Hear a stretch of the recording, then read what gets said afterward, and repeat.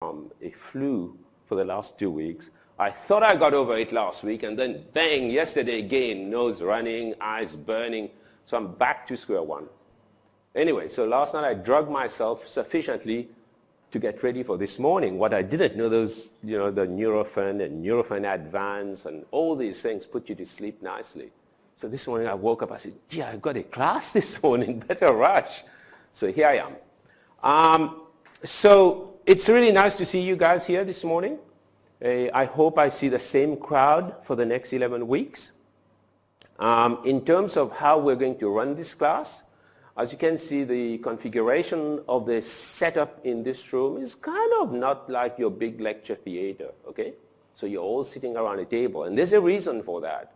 It's because as an MBA class, we will do some case studies. We will want you guys, we'll encourage you guys to work in groups. So we'll split you up, you sit in different groups, and maybe different weeks we will ask you to work with different people and work on a case. So we will run a 2-hour lecture, and then as needed and when required, when we reach to that point, when we say, okay, now we have to work on a case, we'll put you on these tables, we'll work with a case. Those cases, working through those cases is extremely, extremely important. It's like working through an exam question, same kind of things. You will learn how to apply the theories and concepts into a practical situation.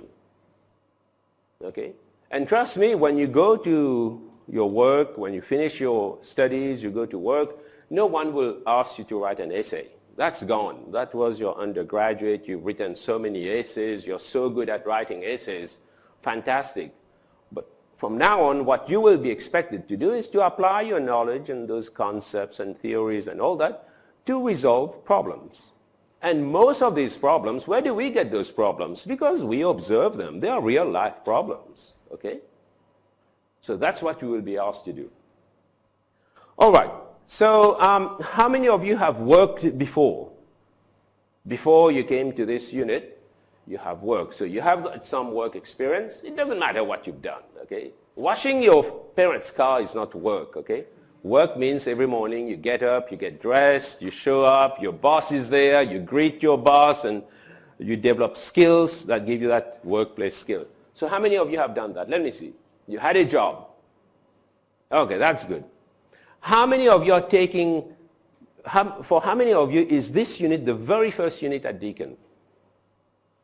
The very first unit, 1, 2, 3, 4, 5, no, only one? Yeah, okay.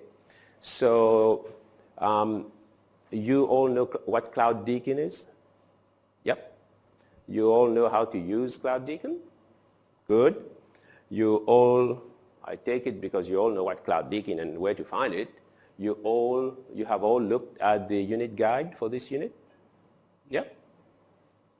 Yeah, you've all looked at the unit guide? No? No? You haven't? No? I will excuse you if you haven't. I will excuse you. If you have, I'll give you 5 points. Yeah. Yeah, because he's new. This is his first unit, so I'll excuse him. Okay. I will pick somebody randomly now. Tell me, what are the requirements for this unit? Who can tell me what the requirements are? Like, what are you supposed to do in order to get through this unit? You look at the... Can you hear her? What did she say? That's... Okay. Yeah, that's a problem, you see. It's not a problem with her, okay? Don't get me wrong. It's just this room is so big. There's a wall here. Nobody can see you, okay? So if this happens with me, you guys have to say, excuse me, I cannot hear you. I didn't see you dance or something. You know, just let me know. Because when we're in front here, when you're talking, of course, you think everybody heard what you said, okay? And that's normal, okay?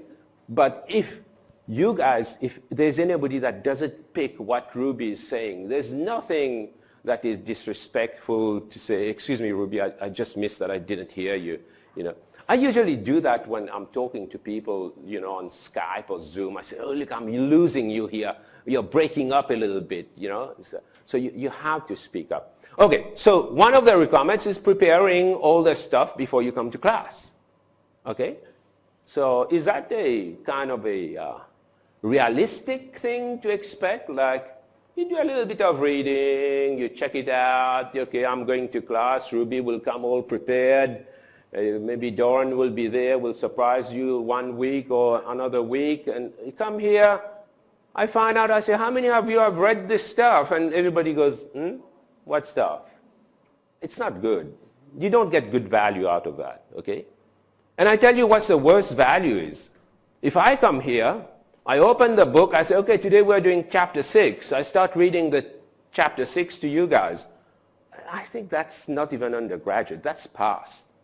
If we come here, we want to talk, we want to discuss, we want to debate, we want to disagree, we want to challenge, that's what we want to do. This is what an MBA unit is supposed to train you for.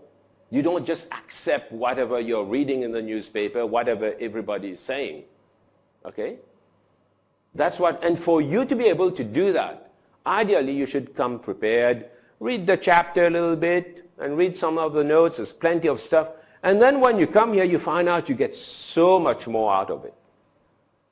But more importantly, when you do that, you find out when you come here after you listen to what we have to say, what we have to add to it, you're pretty much 80% prepared for your exam. Okay, there is no mystery as to, whatever we ask you on that topic is pretty much prepared. You've got it. Once you walk out of it in week 3, the lecture for week 3, you should feel, hey, I've got that. No worries. The exam will be whenever in week 12 or 13, but I know I've got that. That's how I want you to feel. Unfortunately for you guys, after years of teaching, and Ruby has taught this unit more than, I won't say how many years. She's taught this unit a lot.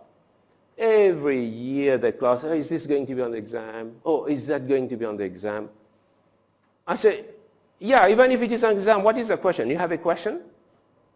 You didn't get it, or you didn't read it, or you feel uncomfortable about it? What is the issue? Is this going to be on the...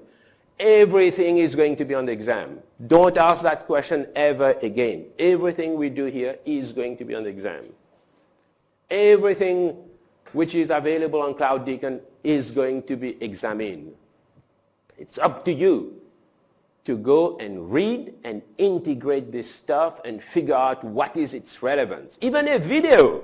We have a very nice video. How many of you have watched a video on internationalization? 1, 2, 3. That's a nice video. Okay? It gives you, to excite you on internationalization. Who else watched the video? You watched the video? No? Who watched the video? What is the video about? Okay, in what country does it, what country is featured prominently? Which one? Taiwan. Okay, Taiwan. Let's go over Taiwan. So Taiwan is featured prominently as a backdrop to this globalization.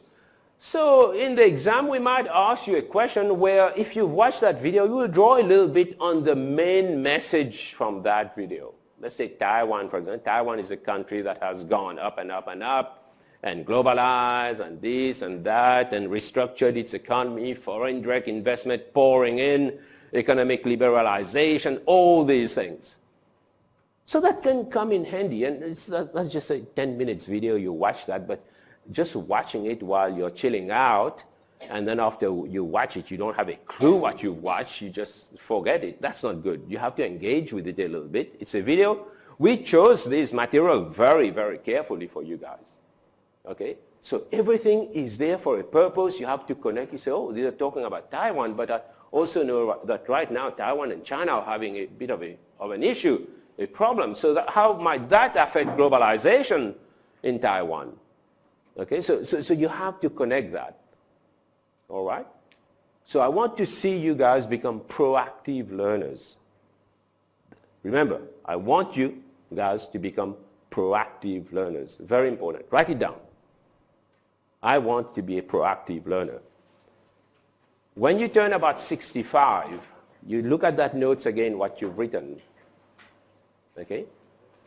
And you will find that everybody around you who is very successful was actually a proactive learner. By proactive learner, what it means is that if I ask you guys, I say, hey, you know what? I found a very nice article on this. I want you to read that and then go out and expand on that and read other related stuff to build your knowledge around that topic. I don't want you to go and just read a third of what we gave you and then come back. No, that's passive. You don't get much out of that. You have to be excited with what you see. You have to embrace knowledge. You have to go beyond your boundaries. The term we use is boundary spanning. You go beyond your own boundaries. You say, hey, you know, this is a very nice paper that we had to read, but this paper quotes another paper by Johnson & Johnson. I think that paper is relevant. I'll get that paper. So you do a quick Google search. You go on Google Scholar. It will take you less than 30 seconds to locate that paper and take a quick look. What did Johnson & Johnson have to say that the first paper that I read was so critical about? That's what proactive learning is all about. Okay? So if there's one message today that I want you to keep with you is that you have to be a proactive learner. And that's very, very relevant and very important when it comes to doing your assignments. You can do an assignment which just get you through barely. Or you can do an assignment which you're proud of and which in the future you can look at and use in order to advance your own career. The choice is yours. If you're a proactive learner, you will use this as a platform to start something which is very, very useful, which can be very useful in the future. Okay, so that's one of the requirements. From the perspective of you as students, postgraduate students, you are aspiring managers in the future. What do you want to get from this unit? What do you want to get? Like when you finish this unit, what do you want to get?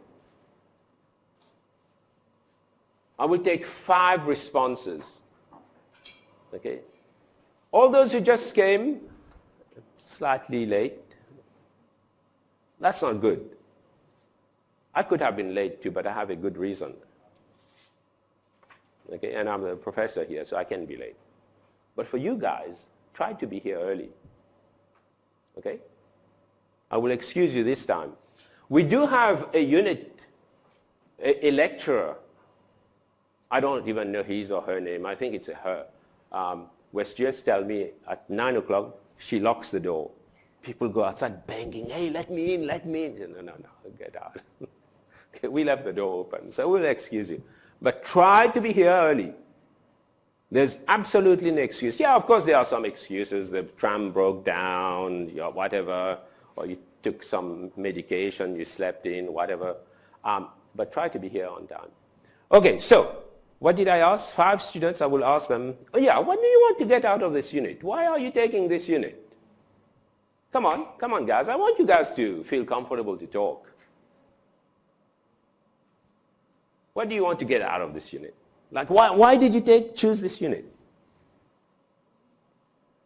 Maybe globally to understand the business perspective. Hey, that's a good answer. What do you want to get out of this unit?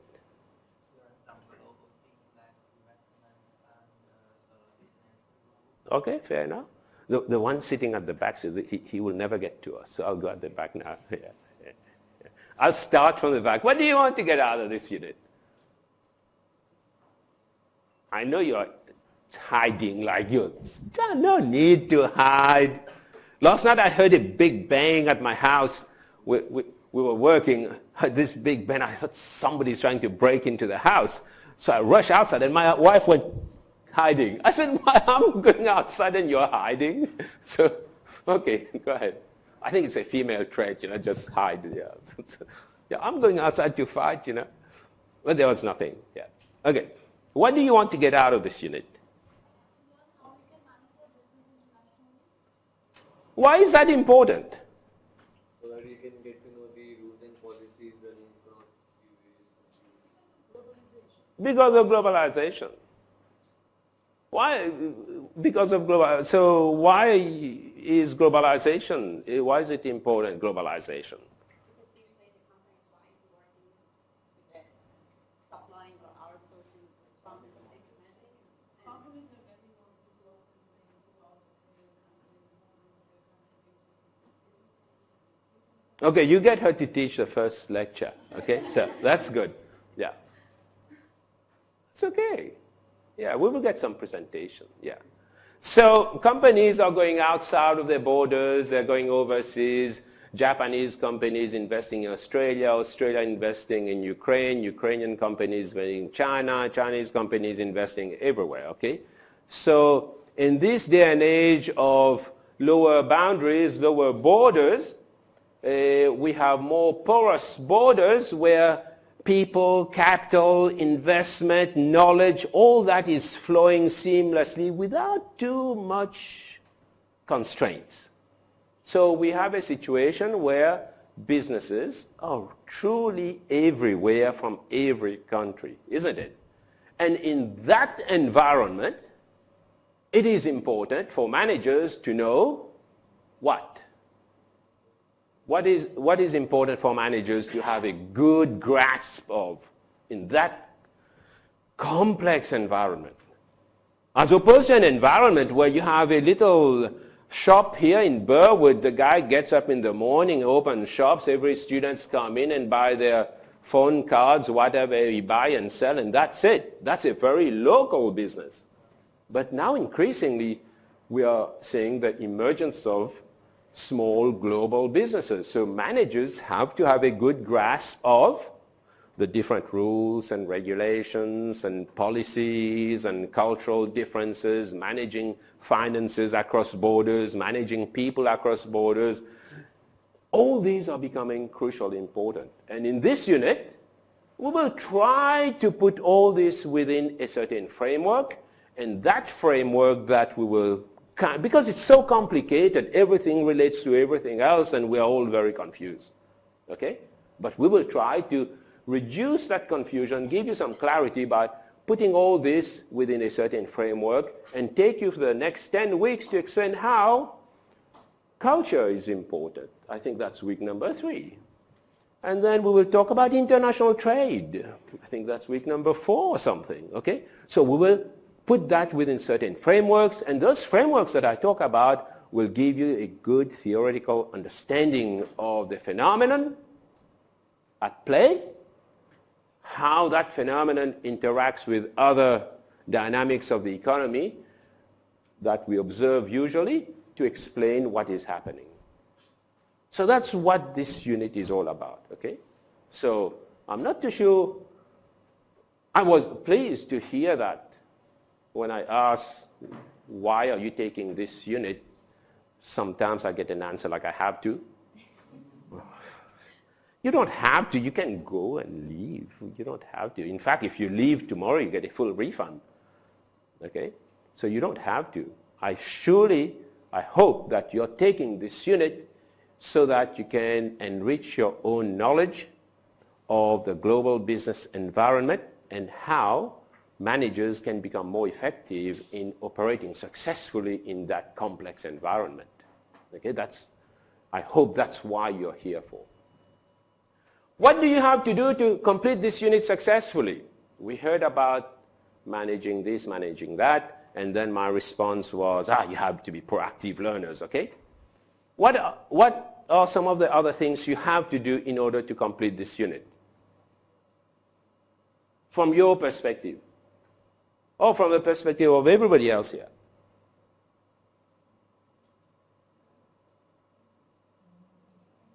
Finish the assignment, of course. That's the most important thing, isn't it? You have to get all the assignments done.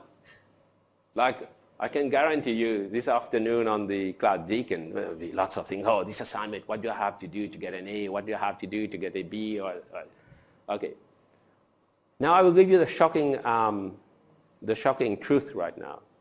From your perspective, doing the assignment and passing the exam are the most important thing. For Ruby and I, this is the least important thing for us. I mean, we care about you doing well in your assignment, in your exam, but that's not our objective. So you have to work very hard to ensure that you do well on those assignments and the exam, because our objective here is to make sure that we are passing that body of knowledge, we are giving that to you as best as we can, that body of knowledge. It's up to you to go and struggle with that body of knowledge at 10, 11 weeks, go inside it and pull out the assignment, pull out the exam, and do well. Okay, from our perspective, if you understand that body of knowledge, the assignment and the exams become almost irrelevant. You close your eyes, you go to the exam, you sit down, you just write. You don't even have to look what you're writing. You will do well. If you master that body of knowledge, your assignment is a breeze. By mastering that body of knowledge, you really need to keep up from week to week. Come to class, listen to what we have to say, do the readings, go get some other stuff to enrich your reading. That's the proactive part, okay? And in order to do that, the second thing I want to take away with you is time management. You will hear that over and over and over. Time management is the one thing that differentiates the person who is not doing well, the person who is stressed out, and the person who is failing. Time management means you're not prioritizing nicely. You have an assignment due tomorrow morning. You leave it until 1 o'clock to start working on it. And then after 1 o'clock, you kind of say, I've got a bit more time. You're procrastinating. And then tomorrow morning you say, well, the easiest thing to do is to write to Ruby and says, well, I'm not too well. I won't be able to get that assignment done. Ruby says, well, you know what? You really need to get a doctor's certificate. You say, oh, that's easy. I know a doctor. They're $5. I can get a certificate. You go, you get that certificate. You bring it here. Ruby looks at it again, says, okay, since you got a certificate, I trust you. You're an honest person and I'm a kind person. But I really don't care because you are screwing yourself up here. So, okay, you get your extension. So you get your extension and then doctor's certificates, you go over the extension again because you're a professional procrastinator, okay? So you miss the deadline again. So it goes on and on like this. And all that boils down to one thing, poor time management. And it can easily be avoided. How do you think you can kind of avoid a situation like that? Yeah, organize yourself. Set yourself up, organize yourself. Say, for this unit, Tuesday is my lecture. So on Monday, I will do a bit of reading. I will spend 1 hour do a bit of reading. Tuesday morning, I will get up fresh and early, go to lecture, sit down, talk, discuss, debate, listen, yarn, sleep, whatever in class. And then after the lecture, I will do some reading catch-up. I look at the notes. And then I have to work on my assignment, get my group together. We organize. We will meet at 2 o'clock. So you must have a plan. If you hit the plan, you might miss things by a little bit, but you will be there in the end. If you don't have a plan, you will keep drifting. You'll keep drifting, and then everything breaks down. And the bad news here is that personally, I don't give extensions. I posted that already. Don't come for extension because most of the time you will find it very, very difficult to get extension. And the reason for that is because we are working with a very tight schedule, 11 weeks. But more importantly, everything we want you to do have been thought out so carefully that it is more than feasible, the task that we have assigned for this, the assignments, the exam, the readings, there's more than plenty of time to get those tasks done within that prescribed time. So extension is a no-no. So I won't take much more of your time. These are a couple of messages that I wanted to stress, to highlight. It's certainly good to see you guys here. I hope the attendance stays. I know it's very tempting to say, it's recorded, I'll do the reading, but trust me, you're not doing yourself a favor. I would come in every now and then to check on you guys. I remember faces. You have all the pictures? See? Yeah. Ruby has all the pictures. She knows all the names, I tell you. Yeah. So we print all the pictures. I put on this thing and have little pins I put on my board. Not on the pictures. I put it on my board. See, look at the pictures, okay? So I will see you guys again. This is an exciting unit, but how much you will take away from it will depend on you, how often you come to class, how engaged you are, how well you work in your groups for your assignment. If you do all these things, you will do well. If you kind of let it slip, I'm sure you will look back at it, you will say, I could have done better. For us, there's absolutely no reason, and we don't take pride when we're finalizing the grades, we don't take pride at all to kind of fail people. In fact, it stresses us so much to fail people. I put myself in your shoes. I said, well, you know, I come here, I listen this and that, and these students, I'm meeting with the students tomorrow, for example. I marked the exam. That student got 18% on the exam. 18. I tell you what, you haven't started this unit yet. If I give you the exam right now, you will get more than 18%.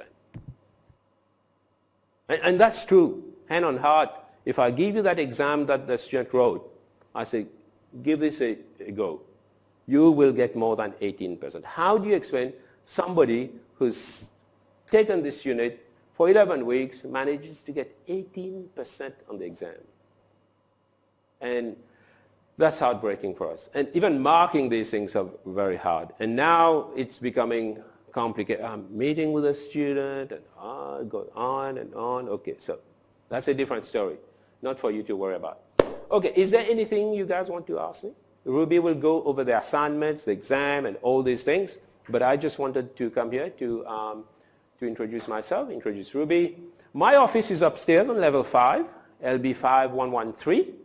I have consultation time every Tuesday from 1 to 2, is it? 1 to 2.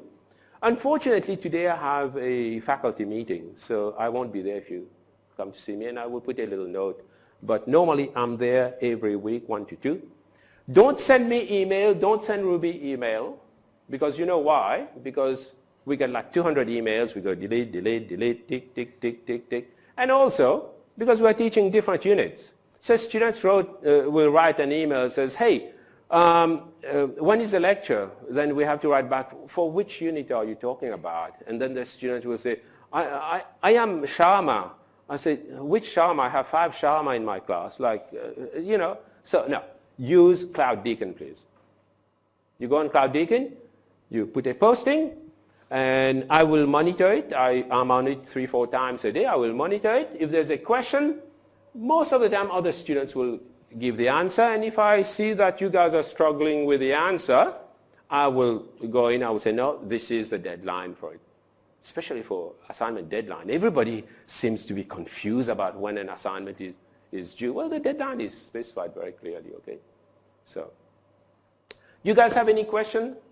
Ruby will go in more detail. Oh, just one thing. The textbook that we're using this edition because this is the most latest edition. This is 2019, okay? So as it works out, we're preparing this unit and we're discussing textbook and all that. So we use the most recent because it's kind of relevant and okay. But there's not much difference between this edition and the 11th edition. This is the 12th edition. There's not much difference. The 11th edition is almost the same. Sometimes they will refer to something on page 72, but in the new edition it is on page 74 type of thing, okay? Some of the charts have been updated, but I wouldn't worry too much about that because we can talk about it. So the point I'm making here, if you buy the 11th edition, it's okay. Okay, no need to, the 11th edition I think is half price, so it's okay. Any question at all you want to ask me before I let Ruby? Good morning. You're in Finance 733? Finance 733? Financial accounting? What unit are you? Really? Okay, sit down.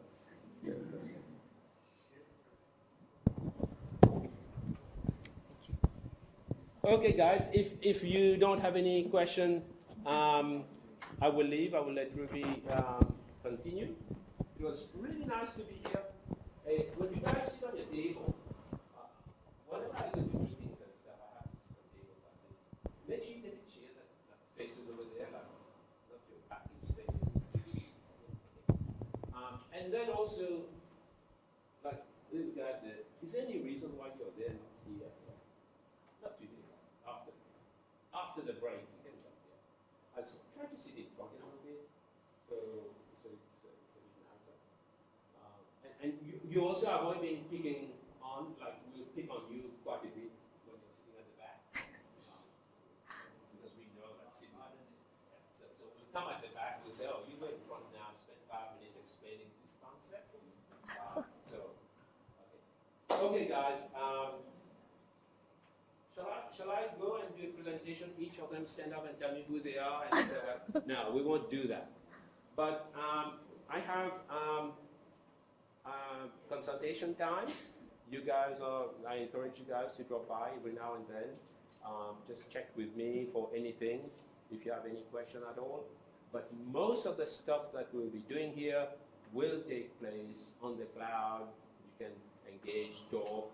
That way you don't have to say who you are. You can just go and say something like, this free trade is all garbage. Let people react to it. You know? But you don't say that just to let people react to it, if you truly believe it. So you know that Australia just signed a free trade agreement with Indonesia?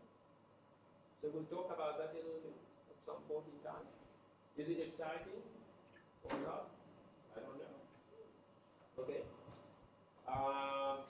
What else is happening in the world, in the global business world that recently that kind of caught your attention? United States is going to be charging the same type of tax premium as what India has to the United States. Yeah, so there's a term for that. What is that term?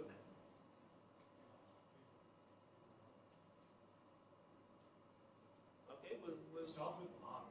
I don't remember the name of it, but That's okay.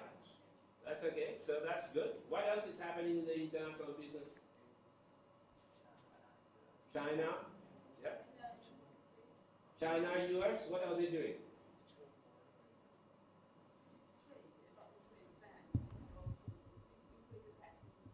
Yeah. So China and the US kind of are talking to each other in order how to resolve the disputes over import tariffs and all these things. How about Canada and China? What's happening there? That's international business as well. Huawei.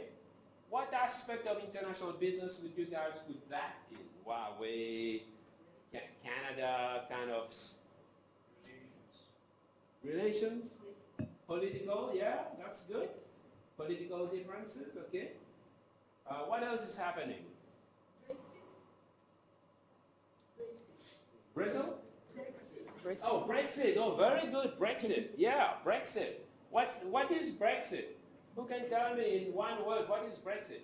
Way at the back there. What is Brexit? They don't have a clue. They are going like this. What is Brexit? I only need one contribution from the last table. No, not you. No, you volunteered. That's why I say no. Can you select someone? Can you select a speaker from your table? Appoint someone. Okay. Okay, you've been appointed, sorry. What is Brexit? Okay, she has no idea. Oh, yeah, we accept that. You have no idea what Brexit is. Can you appoint someone else on the other table there? Yeah, you've just been appointed. What is Brexit? No, not you, on the last table. What is Brexit? Okay, no idea. So that's good. Because you know why? Last year, in my class, it was exactly the same. This is the biggest international business stuff happening right now. And a lot of students have no idea. Why do you think a lot of students have no idea? I have 2 children like your age, okay? So I was surprised. I said, this is incredible. I went to the office, I'm screaming and yelling, and people say, Doran, what's the problem? And I use foul language to describe the students. So they don't know Brexit. And then I went home. Guess what? My children didn't know anything about Brexit. So this demo, why do you think you guys are not into Brexit? No, because global news feed doesn't talk about Brexit. That's where you guys get your news. Okay, that's on your phone. Oh, yeah, that's what's happening. That's not news. How many of you take time on a weekly basis to go to the library, read things like the Wall Street Journal or The Economist, or read something like which is informative? Okay? Yeah. So that's where there's news and analysis. The stuff you read in the news feed is not news. And I want to make that point because a lot of you will use that stuff in your assignment. Okay? That's not news. You have to read stuff that is news and it's being analyzed. And if you want to catch up with that, look at BBC News, for example. Lots of news and analysis and all that. They talk about the pros. The analysis means that you don't just look at one side of the story. You talk about the pros, the cons, the analysis, and the outcome. And after reading just one page from The Economist, you say, oh, that's why it is. Okay? So I want to encourage you to do that. What is happening in Nicaragua? No idea. Latin America, no idea. We talk about North America, US, Canada. What is happening in Europe? Brexit, we talk about that. Asia, China, India, Pakistan. Okay. Chinese ports are holding and not allowing Australian ships to dock Australian coal. Yes, ships transporting coal from Australia are facing difficulties in offloading their coal in China.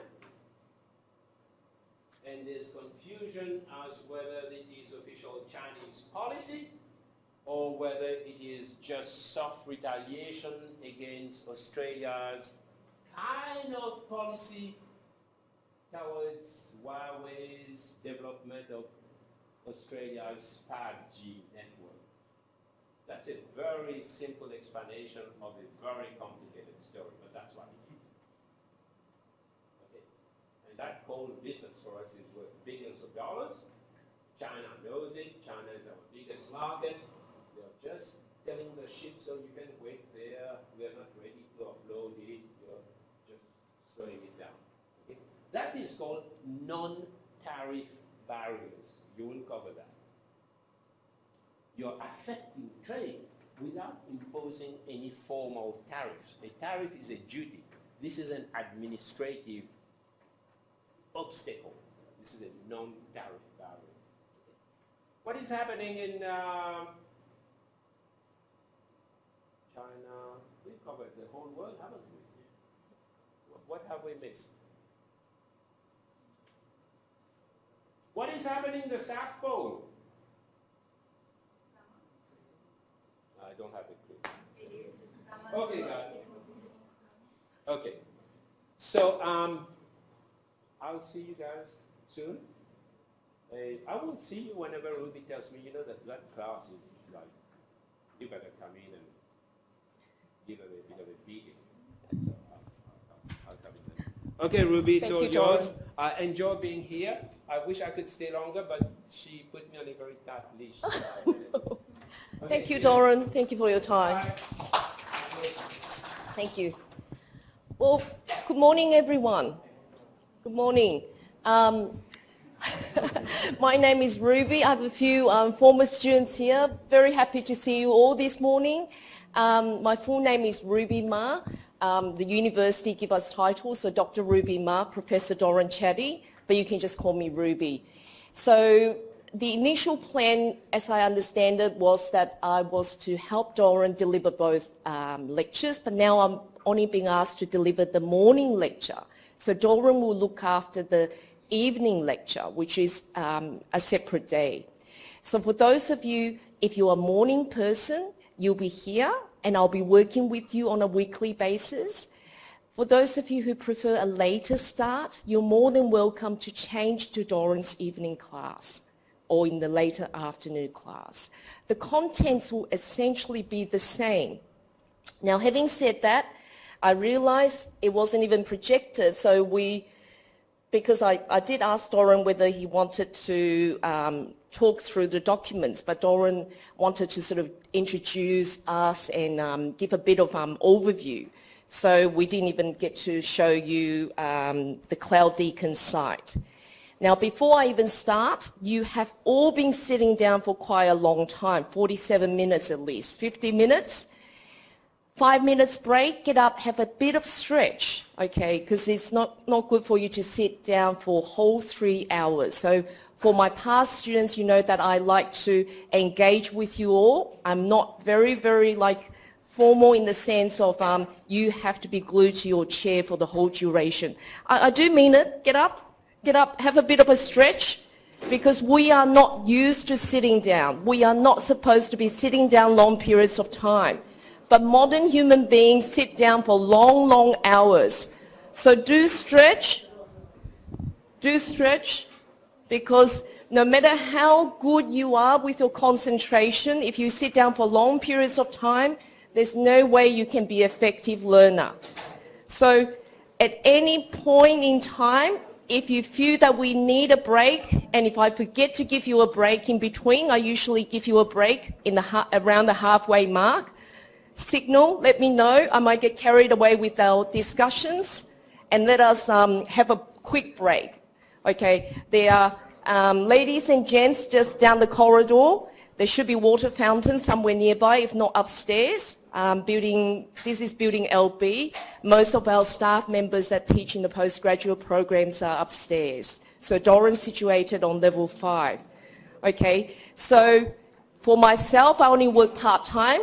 For the time being, I used to be full-timer, but I only work part-time, so I don't have an office up there. You only see me when I come into uni. Okay, so feel free to sit down whenever you're ready, and then I'm afraid I'll have to give you some structure. Now, Doran, being our professor in international business, he can give you the big picture overview. But some of you may crave structure, and I promise you I will have to give you structure, because being week 1, first lesson, I need to orientate you into the unit. So this is what's projected here, our NPM 735 International Business Management Trimester 1 2019 site. For those of you who are new, you will need to navigate yourself around Cloud Deacon. This is the official platform used by Deakin University to disseminate information. So all the learning resources, assessment resources will be provided on Cloud Deacon site. Now I'll give you a moment to, it's my fault, I got you to stand up and stretch. So we'll have a bit of time to socialize in between. But bear with me, I know you've listened for a long time, and I do give students opportunity to talk, so I do pass the microphone around, so you get your chance to talk as well. So we got the welcome message. This is known as a general news space, where the unit chair, and you've just met Doran, Professor Doran Chatty, he will post news announcements in this space. And for those of you who got around to look at the unit site, you would have seen the welcome message from Doran, and he had informed you that there are 2 lecture sessions, one from Tuesday morning 9 o'clock to 12 o'clock in this room, Lecture Theatre 14 or LB 2.207, Wednesday evening at 5 o'clock to 8 o'clock in Lecture Theatre 5 in Building B, and he prepared a welcome video to welcome you. And basically, he explained that him and myself will be working together throughout this trimester. So what is happening is Doran will deliver the Wednesday night lecture. I will deliver the Tuesday morning lecture. He has organized for the Tuesday morning lecture to be recorded. Now, I'm a little bit worried because the recording sign is actually not on. So I will check that, but it should be automatically captured. Now, once it's automatically captured, you should be able to see it within around a couple of hours, and you can actually listen to the recording and view the recording in terms of what's being shown, projected. So if I show you any slides during the lecture, it will be automatically captured. However, having said that, you have also heard from Doran. It is much easier if you come to class, attend the weekly lectures, and not having to catch up on the recording at a later stage.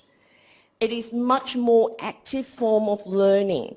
There is a lot of discussions that we're going to hold in class. You can learn from your peers as well. But if you just listen to the recording, you are not going to benefit as much. Now, as the trimester goes on, you will have assessments and priorities will change. At times, you may not be able to make it to lecture, and that is understandable. But you must make sure you do catch up on the recording, because it is so easy to let it slip. And then before you know it, you're 3 or 4 weeks behind. You see, what is difficult, and students don't realize that, is that if they email me on the eve of exam and said, I don't understand something, or I don't think I'm passing the unit, I'm really stressed or I'm really worried, there's not much I can do. Whereas if you come to see me on a weekly basis, I can help you. Doran can also help you. Now, I don't do the consultations. He hasn't allocated me for the consultations, so he will be provide the face-to-face consultations for you. So if you have any questions, you have to go and see Doran face-to-face or post a question on Cloud Deacon for him to respond. So initially it would be me, but Doran is looking after the consultation plus the online answering of the discussion forums and so on. Now, questions of more personal nature, you need to send an email directly to the staff member. So you need to send an email directly to Doran. Now, what Doran said is basically he will not give blanket extensions. He will not just grant an extension. However, there are circumstances such as illness, such as, personal extreme circumstances that may warrant you to apply for a formal extension, and you have to put that in writing. In general, what Doran is saying is staff member will not just automatically grant extension, okay? I need to also clarify on that front. Only the unit chair has the power to grant extensions. So even if I like you, even if you are friendly and we are nice people, I can't grant you an extension. And I have to then refer your email to Doran.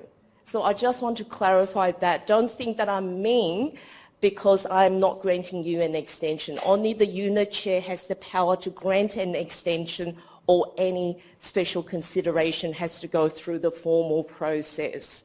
So having said that, I just want you to know that's how the university works. Now, if you have logged onto the Cloud Deacon site, you will see this is the home page, and then there's the resources part. You click on the resources, it will bring up all the unit information, the list of resources. Then you click on the unit guide, which I have already downloaded, and I'll go through quickly with you. And you have to have a look at the rights and responsibilities as a student. Now, most of us don't click on that and don't really read it, but you should at least have a look at it. You have rights in the university. You are supposed to be treated with respect, okay? You're not just a number to us. We do care about you. but you have to take charge and be an independent learner. So these are your rights and responsibilities as a student in this unit. In particular, I would like you to have a look at this document and also with reference to the Student Code of Conduct. Now, rarely do I have to go through that, but last trimester I had to go through that on the request of another unit's unit chair to gently remind students about acceptable behavior in class. And so I would encourage you to please read the Student Code of Conduct, which is important because the last thing you need is for someone to tell you that your behavior may not be appropriate. And that may be due to the fact that you do not actually know what is acceptable behavior. Now, this covers a bit of the purpose, the scope, the policy, the official policy around academic integrity and copyright, university policies. For those of you who are new, they do take plagiarism very seriously. Okay, we expect that you invest time in your learning and that you produce the work that is purely your work. If you refer to other sources or if you use text from other sources or other people's opinions and expertise, you need to actually cite those information. So you need to provide adequate in-text citations plus a reference list. Now, there are lots and lots of support, such as the learning and language advisors. They can actually help you. There's also a lot of information on our library website, such as how to do proper Harvard-style referencing, which is required in this unit. So I encourage you to read this document in terms of the Student Code of Conduct and what is acceptable behavior. In terms of your rights as a student, you have rights, but you also have responsibilities. So do go through and have a look at the document. Now, it is taken as understood that it is posted on CloudDeacon, therefore you would have already read it, and so I need you to just be aware that it is there for you. You need to have read it. So that's the unit guide and the rights and responsibilities as a student. Then next we have the learning resources, where we list all the weekly topics one by one. So this week we're looking at globalization. Next week we're looking at the role of culture in international business. All the materials listed there for you. What I would like you to do is on a weekly basis to actually download those material. Now, I was really shocked when students come to see me and they ask me questions, and what I soon realized is that they have not actually downloaded much of those material on a weekly basis. So what kind of learning have they been doing? So just like me, right, I have archives of folders just like this. It builds up over the trimester. I create a folder called NPM 735 Trimester 1. Then I have subfolder assessments, then week 1 material. So just do that and download all the material as you go. Be organized, okay, because time management and organizational skills are so important. If you do that diligently and if you work through week by week, there is no reason why you cannot pass the unit. In fact, you will get a lot more out of the unit in terms of learning. So these are the learning resources, and then you have the assessment resources where we prepare the unit assessment tasks and listed them there for you. So in this unit, you have the initial assignment proposal, which I will go through with you in a sec. Then you have assignment 1, the country report. Assignment 2, which is the company entry strategy entry modes report. Week by week, we'll work through things together. Now, the assessments basically allow you to apply your knowledge. It's the application of knowledge we want from you. So you learn something, the theoretical concept, the framework, the theory says this, but what actually happens in real life? So this is where Doran comes in and he said, we want you to absorb all this knowledge and then to be able to apply in the case study discussions or in the assignments. And he is right. We part the knowledge, but you have to take it upon yourself to see what you do with that knowledge. In ensuring that you have gained some minimum knowledge, we assess you through forms of assignments and a final examination. And with you demonstrating your knowledge by completing those assessment tasks, we then provide you feedback with each piece of assessment except the exam. There's no feedback on the exam because once you've done it, unless you make an appointment at the end to see the unit chair for whatever reason after the results release. So that's a separate matter. But with each piece of these assignments, you will get timely feedback so that you can improve on the next piece of assessment. So that is kind of the design of the whole unit. So I want to now show you the unit guide, which I have already downloaded. So this is the unit guide. Every single unit you undertake has a unit guide, which outlines all the essential information you need to know about the unit, such as who is in the unit team, who is the unit chair. In some universities, they call it the chief examiner. He or she is the person in charge of the whole administrative side of things of the unit, including how the unit should be delivered, examined, and so on. The unit team usually include the unit chair plus the lecturer or other staff member involved in teaching or assessment. So you should have a read of this document. And in terms of the assessments overview, the unit learning outcomes and so on, and the key dates of this for this trimester. So again here, there's a welcome message from Doran. And you can see Doran has introduced us, himself and me, to you. And contact details. And as I have mentioned to you, I'm no longer working full-time, so I don't actually have an office upstairs, but Doran has an office upstairs on level 5, so you are more than welcome to visit him.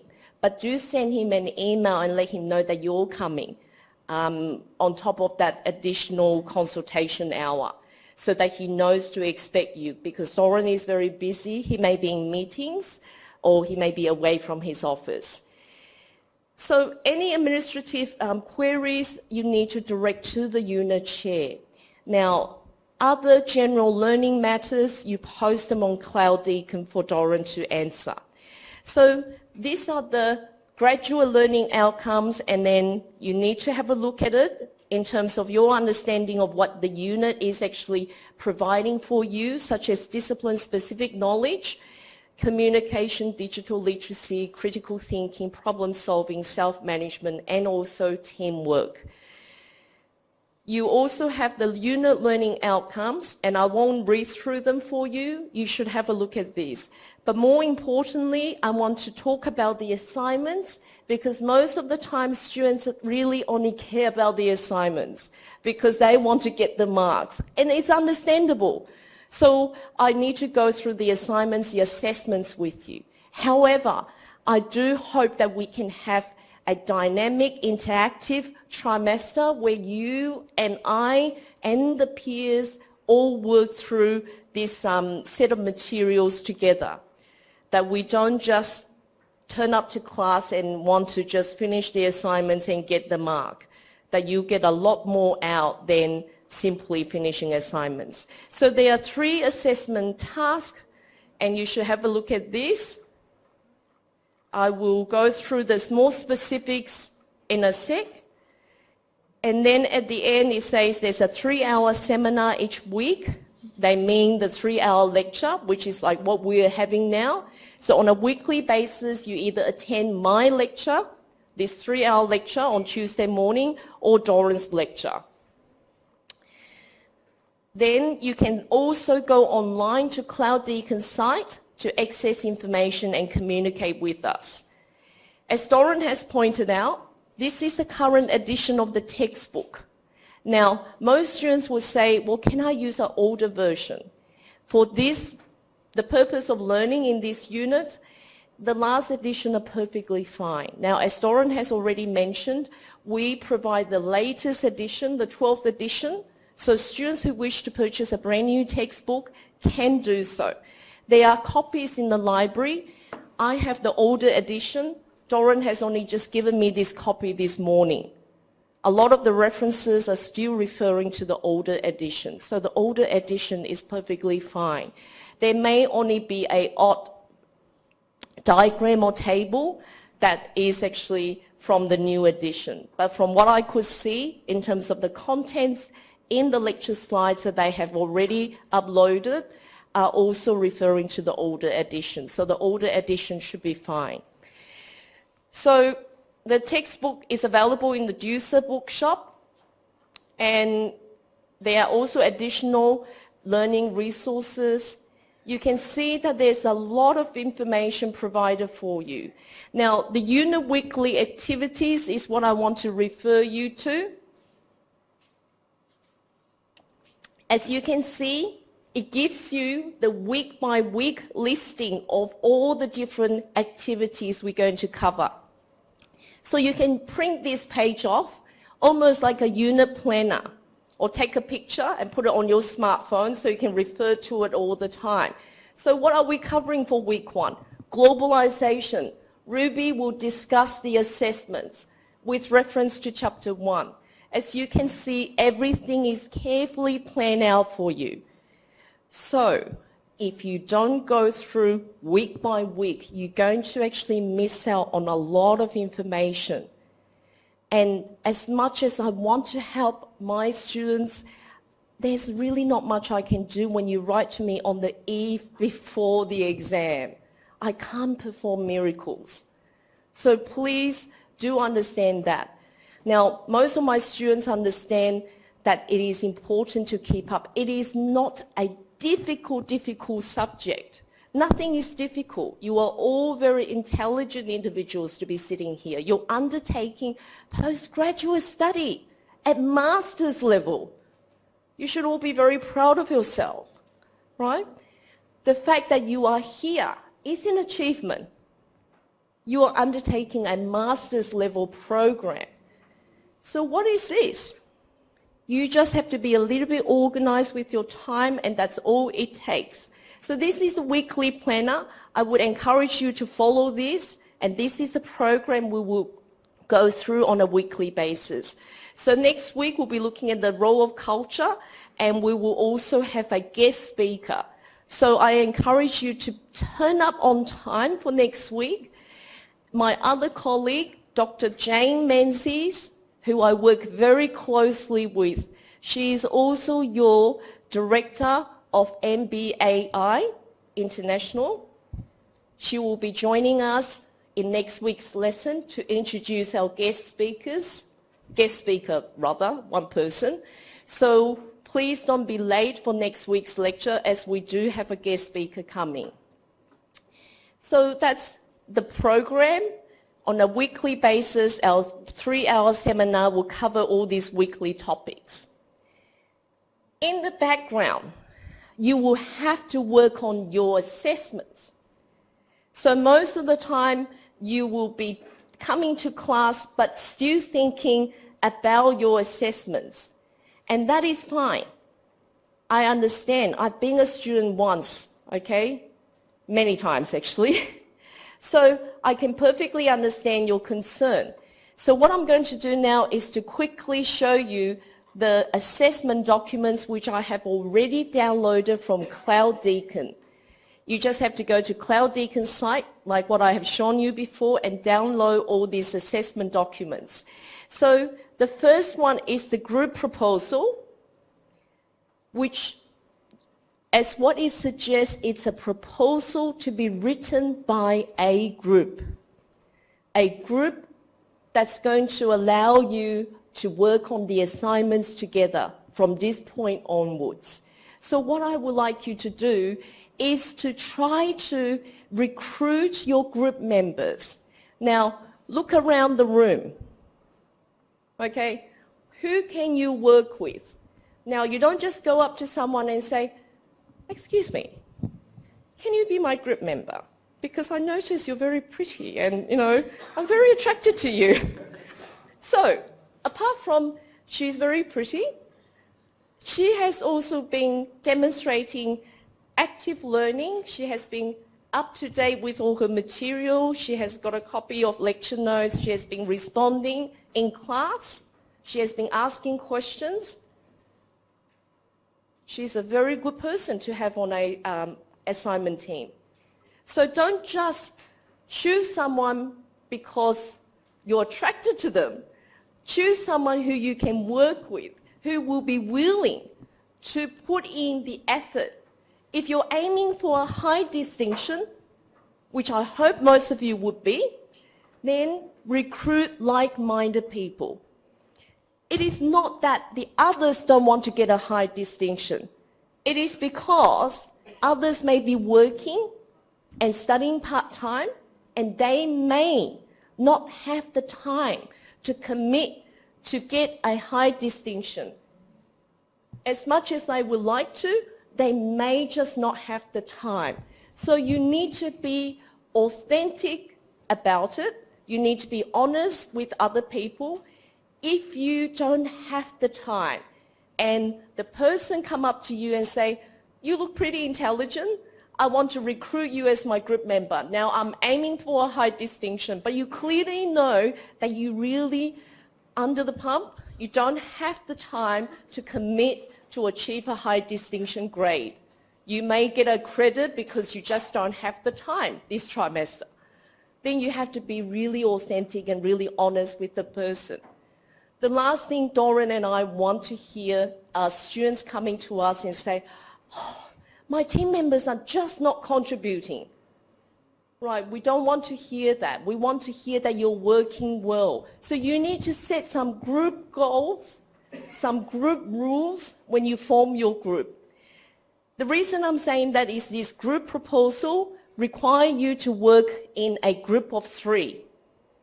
3 people. Why 3? Why not 4 or 5? Because 3 is a good size.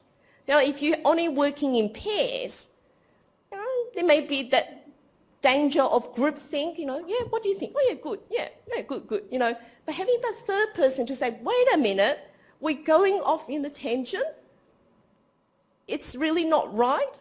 Sanjana might say, wait a minute, you haven't thought of that. What about this point that Ruby mentioned in class? So 3 is a good size. 4, not as good. Why? Because you pair up. Team A, Team B. Team A is better than Team B, right? So don't come to ask Doran or myself, can we have a group of 4? Can we have a group of 5? With each additional member, there's an added layer of complexity. I'm not going to talk to you. I'm going to talk to her. I'm not going to talk to him. I'm going to talk to him. It just gets too complicated. So 3 is a good size. So you need to form a group of 3. You need to organize yourself into a group of 3. Try to pick people who are looking for similar marks to yourself. Be authentic. Come on, this is postgraduate. This is master's level. You need to be authentic about it, right? If you really want to do well, say, yes, I want to do well. I'm looking for like-minded people. So during the break, start recruiting your group members. We each have our strengths and weaknesses. Some are super organized. Others have very, very good communication skills. Others are very, very good diplomats. They can organize things and they just make sure there's harmony in the group. So we each have our strengths and weaknesses. So what are your strengths and what are your weaknesses? You need to think about that. So we need you to organize yourself into a group of 3. We suggest you post a message on Cloud Deacon's site. Now I can see there's already a few messages, I think from at least 1 or 2 members, introducing themselves, asking to recruit people, maybe just to indicate what kind of grades you want to achieve and what kind of commitment do you have time for. Once you have formed your group of 3, you need to enroll into a group on Cloud Deacon's site. Once you enroll your group, you can't remove yourself. If you agree that the 3 of you will form a group, but before Donald could log in, someone had joined your group, but it's not Donald, so what do? You email Doran. Hey Doran, we were forming a group of 3 and Donald hasn't got around to enroll himself into group 5. Someone else had beat him to it, enrolled into group 5 without our permission. Then what Doran has to do is to go in and remove that unknown person to allow Donald to enroll. So you should only form a group of 3, register your group on Cloud Deacon once you are sure of your group members. Then what you need to do, you need to actually work in your group of 3, just reduce 1 member, group of 3, to come up with a product or a service proposal. Now, what it involves is that you need to come up with a proposal of an idea of a brilliant product. Now, this is not just a bottle. It's a magic bottle, right? This magic bottle keeps my drink warm or cold for, 12 hours or 24 hours. It's a brilliant product that's made only in Australia, okay? And I want to take this product to China. In fact, I think it's the other way around. Right? So, okay, this is an Australian company. It's a brilliant product, magic bottle, that keeps my drink cold or warm, and I want to take this product to a new market. Because we are studying international business management, and as Doran said, we are engaging in trade, so we need to be aware of what it takes to expand and internationalize. So the scenario is that you are a company, that you are to choose a product, such as this one, or a brand new product. Be as creative as you want. You can be company XYZ or company ABC. You are to choose an idea of a product or a service, right? You may be into health and fitness, okay? Some of you look very fit. Not me, I'm not very fit, but let's say you have an idea that you want to provide health and fitness solutions, okay? You may want to internationalize your service currently that's only available in Australia to, say, Canada. Then you have to think about the feasibility of your type of service. Can it be internationalized to that country? So we want you to think of a product or a service in your proposal that's only going to be 500 words, I understand. You are to actually think about how to internationalize this particular product to another country. Now, in your proposal, you are to suggest 3 countries. So, apart from your birth country, right? So, if you're born in India, you cannot choose India. But your team member who's from Thailand can choose India. You can choose Thailand. There's no restriction of that. But you just can't choose your own country because there's unfair advantage. You already know enough about your country. What we want you to do is to broaden your horizon, expand your knowledge base, and also challenge yourself. So we want you to actually provide this proposal of no more than 500 words. You are to work in your group. It's a 5% weighting only. Basically, you are to produce this proposal to think of a product idea or a service idea. List the 3 people that are on this team and which countries are you covering. Say China, Thailand, India. But just cannot be your birth country. So if you're born in India, you cannot do India, but your team member can do India.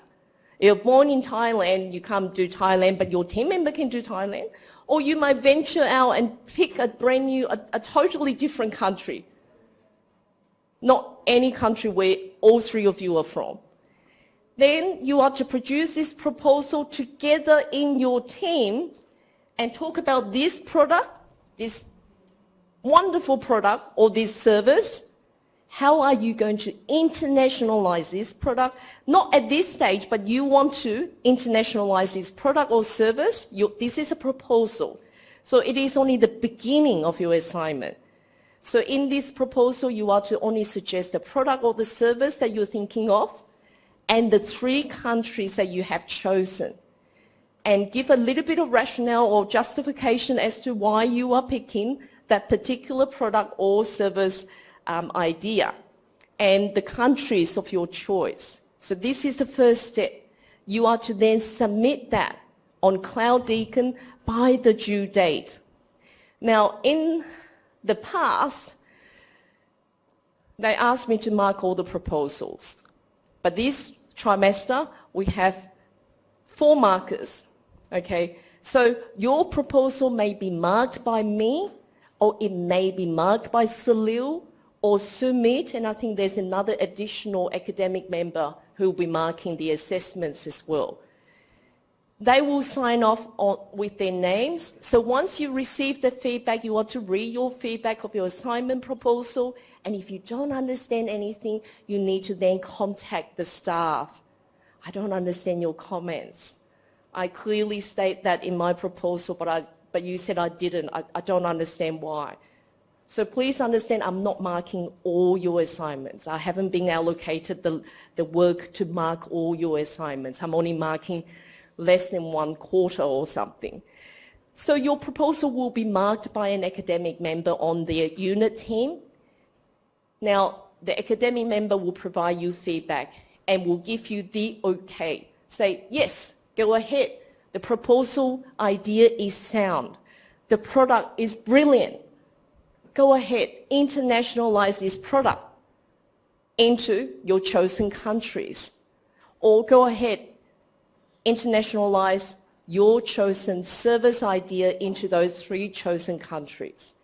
However, sometimes students haven't thought about the feasibility or the practicality of their idea. Let's say the countries you have suggested are clearly in poverty. There's no economic growth, but you are suggesting a product that would cost a lot of money, and citizens of that country may not be able to afford your product. The evaluator, the person that marked your proposal, may then suggest the idea is brilliant, but your choice of countries are poor. Therefore, we would like you to resubmit your proposals and to choose 3 other countries. Or apart from these 3, choose this other one because this one's not practical. Or it may be that this idea is too common. You're exporting this into China. China are making them, right? So it may be obvious mistakes like that. Or sometimes students don't even think about the practicality of things. Oh, I'm going to internationalize my skiing, hiring equipment into Malaysia. It's like, wait a minute, there's not even any snow in Malaysia, right? It's so hot. Okay, good point. You have to be able to justify. We are only going to do this indoor. We're going to make fake snow. People are going to join our club and come and have an artificial skiing experience. So if you can justify your choice as to why you pick this particular product or service idea as your suggested product or service to internationalize into the 3 countries you're suggesting. As long as it's practical, it's feasible, we will accept it. On the rare occasions where it's just really not practical, we will provide feedback and we will ask you to resubmit. Don't be devastated. You can then work on that proposal again. Usually we give you 2 or 3 days because the time is very tight. Then you need to resubmit it. The marker will review it again and then say, yes, it's good. It's all good to go now. Then you are to proceed and move on to the next assessment task. But before I do that, please read through the whole document, including submission instructions. Now, you need to read that because there are penalties for late submission. Not imposed by me, it's a university and faculty policy. It's not, Ruby is a mean person. No, it's because we have to do that, okay? So others can submit on time. Others have worked really hard and submitted their work on time. It is not fair to those if you can be allowed to submit a week later. So please be understanding and ensure that you submit your work on time. Okay, so this is the first piece of assessment. The second piece of assessment, once you have your proposal approved, is the country report. Okay, before I move on to the country report, I need to just remind you when is the proposal due, which is very soon. Week 3. So we're sitting on week 1. Week 3, very fast, just around the corner, is when proposal has to be submitted. So I will hit the ground running, During the break, recruit your group members. Talk to each other. Have a friendly chat, talk to each other and form your assignment groups as soon as possible. Then log online to Cloud Deacon, register your group. And that is one major hurdle out of the way. Once you've done that, you can then work on the proposal. Be as creative as you want. Make it fun and interesting. Make it fun and interesting. Then you need to, after you get your proposal approved, you need to start working on your country report. Now remember, we want you to suggest 3 countries. Say Thailand, India, US, for example. All right? So these 3 chosen countries for your chosen product or service to be internationalized into. The next assignment, the country report, is an individual one. But you say, wait, we just formed our group. We're just getting going. We're just getting to know each other. You want to split us up again? No. Just for the time being, work on the country report by yourself. Because what we want you to do is to each go off and do your own research on Thailand, on India, on US, the 3 chosen countries that you have nominated. You are to work on researching your chosen countries. So each person do one country. You do India, he does Thailand, he does US. Work on your own individual countries because this is an individual assessment and it is 30%. The proposal is only 5%. But this next piece is 30% and it's an individual assessment. So you are to work on that and submit in week 6. Note how there's a really tight turnaround time. So you need to work on it really quickly. Now, we are in the process of organizing the librarian. Dr. Jane Menzies is working quietly in the background to help to bring the librarian to come and visit you in class.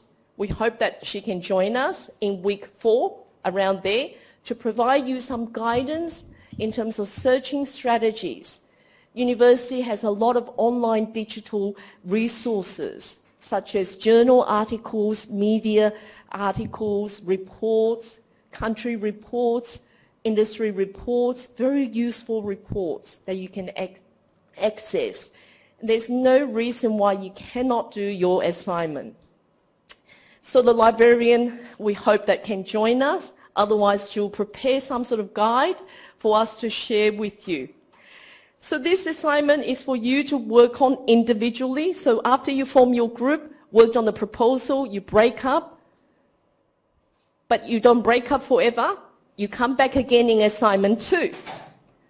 In assignment 2, you regroup your same group, the 3 people, come back in assignment 2 to work on the company entry strategy, the strategy to employ going into that chosen market and the entry mode that your team selects for your company that's internationalizing this product into those 3 countries, the strategy to use. Which strategy? We'll talk more about that. Which entry mode? Is it exporting? Is it licensing? Is it franchising? Is it simply to set up a brand new manufacturing process facility there? So as we go through the weeks, you learn the theory and then you will apply to work on your assignment. This way, you are actively learning and obtaining knowledge. So the second assignment is country report, individual, 30% weighting. It's due on 12th of April, week 6. Now, I don't want to go into too much detail because I will do that next week and the week after. At this stage, it's information overload. For now, in week 1, all you have to think about is to be organized, downloading the information for week 1, form your assignment group, think about registering your group on CloudDeacon, think about your product or service idea to come up with the proposal that's only worth 5%. But you have to do it because without getting that ticked and approved, you cannot work on the next assignment. Okay, we need to know that your product or service idea is feasible and that you have picked 3 countries. And once we approve your proposal, you then go off and work on your individual country. Because remember, in the proposal, you already clearly state, Donald is doing US, Sanjana is doing Thailand, Brent is working on USA for this product to be internationalized into those 3 countries. Once that's approved, you then go off and work on those individual, your own countries for this assignment. Does it make sense? Okay. Now, I'm not going to go through this document at this stage because you'll be information overload. But I promise you, next week, the following week, I'll be going through that with you again. So for now, only think about forming your group, registering your group, working on the proposal that is due in week 3. Finally, there is the last piece of assignment, which is the company entry strategy. Very exciting because you had your product or service proposal approved. You looked at detailed analysis of the countries you have chosen. You each went off and did a research project on your chosen country. We now have information about Thailand, about India, about US, the 3 examples I have provided. Now, you are to pick only 1 country. Out of the 3 countries, which one do you think is the best for our creative product to go into? So let's say you picked Thailand. you have to, in this assignment, come up with the appropriate, suitable strategy to use going into Thailand, to venture into Thai market with this product. You have to convince your assignment group members, why Thailand? Because I like Thailand. I just came back from Thailand. I had a great holiday there. It's beautiful. The food was great. Well, no. What about the country's economy? What about the country's political systems? What about the legal systems? What about that? What about all the country indicators, all the country factors? What makes Thailand attractive for our particular product or service to be able to internationalize, venture into that market successfully? Or the service idea that you have picked or chosen in your group. Okay, so it's a progressive steps assignment. We first have the proposal. We then have assignment 1, the country report, which you work individually, come up with the best country report that you can for your chosen product or service to venture into.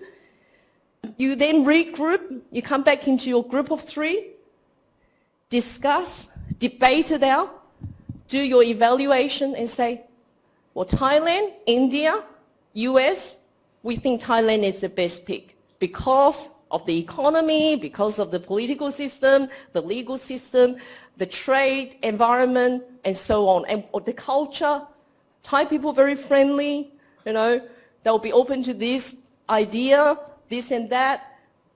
You need to be able to explain it, and you then work on this company entry strategy, which is due in week 11.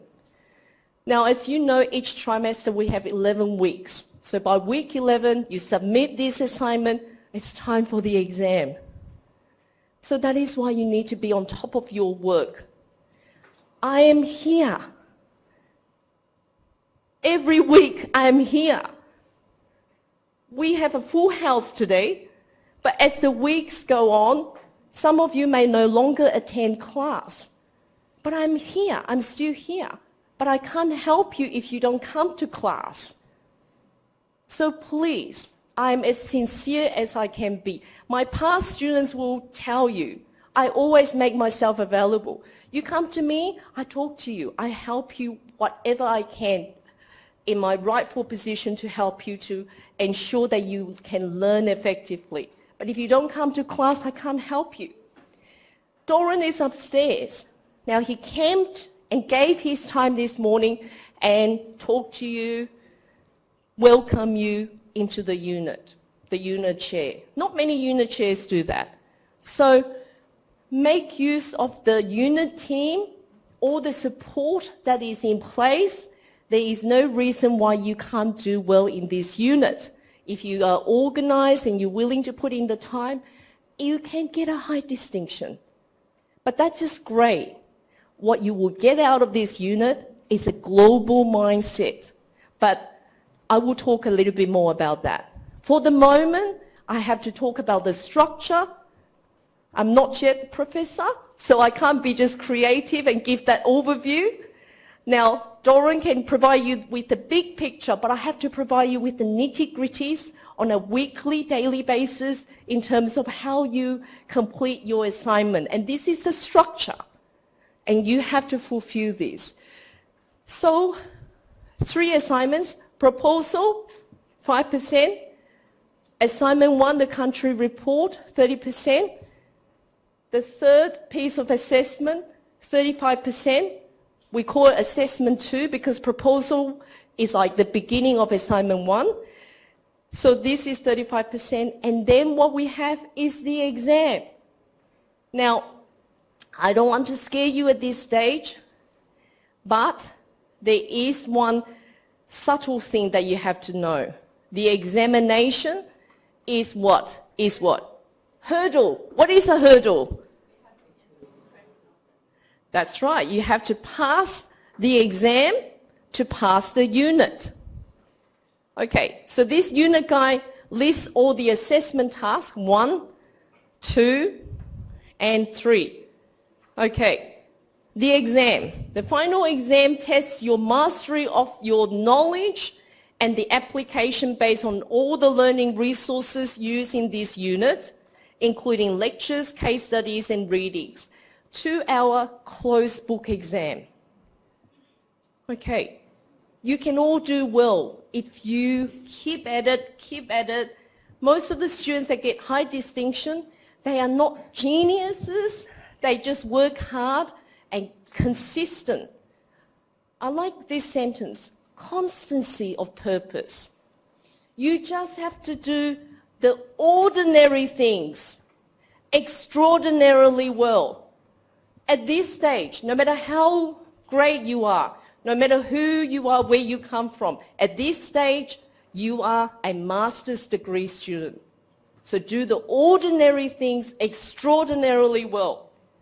Do your learning, do your study really well, then you can achieve high distinction. Okay? The exam is a demonstration from you to show us how much you have really learned. The assignments you can discuss with your friends. How do you write this country report? How do you write the proposal? You can talk to others who've been around the place, right? They can give you ideas and all that. We can't stop you, but the exam is truly a test of your own knowledge and application of knowledge. So therefore, it is a hurdle. You have to pass the exam to pass the unit. If you fail the exam, even if you're averaging high distinction, you will be given a fail grade by the unit chair when it comes to the results finalization stage. Not because we are mean, but that's just the university policy. So I just want to point that out to you, let you know very early, you need to pass the exam. Therefore, coming and attending the weekly class is more important than you think. Because there's a lot of information, sometimes too much information. But by being here, you're actively learning, sifting through the information, working out what is important, what is perhaps less important in terms of examination or assessment. So it is important for you to attend and keep on top of it. Now, that's pretty much in terms of assessments, what we want to talk about. You will also see on Cloud Deakin, there are 2 other pieces of document. One is called the Helpful Hints document, Helpful Hints 1. Now, Dr. Jane Menzies is very nice. What she tried to do is to be supportive of students' learning needs. We get a lot of questions like, oh, how do I do this? How do I do that? So she thought that she will provide a document to help you with your country report, which is called the Assessment 1 Helpful Hints document. Now, if you look at this, when you're working on your country report, it kind of provides you a bit of structure on how you can write up the report. If you think of it carefully, the different headings, subheadings, are almost like a skeleton, like a template, and you then hang flash onto it. You build onto this skeleton. So the report, you can follow this kind of format. These are the economic section, the political section, and under economic section, you should talk about the economic policy of that country, the GDP growth, provide trend data, per capita income, trend data, and so on. I will talk to you a bit more next week and the following week. But for now, all I need you to do is to form your assignment group, to think about your group. Once you form your group of 3, register online on Cloud Deakin. If you're having difficulty, post a message in the introductory space to introduce yourself, to recruit group members. And once you have formed a group of 3, register your group. If you still have problems, contact Doran or myself when I come here on a weekly basis, but don't leave it too late because it is due in week 3. Once you form your group, register your group on Cloud Deakin, you are ready to go. You then basically start working on your proposal, which is due in week 3. It's not difficult, only a 500 words document. Come up with something as creative as you want. Make it fun and interesting. Think of what is possible. Being an entrepreneur, right? You have to be able to think outside the square. So, can be a product or it can be a service. Due in week 3, 22nd of March on Cloud Deacon. So that's about what I want to go through with you in terms of assessments. Is there any questions at this stage? Yes? Does the product have to be a real product?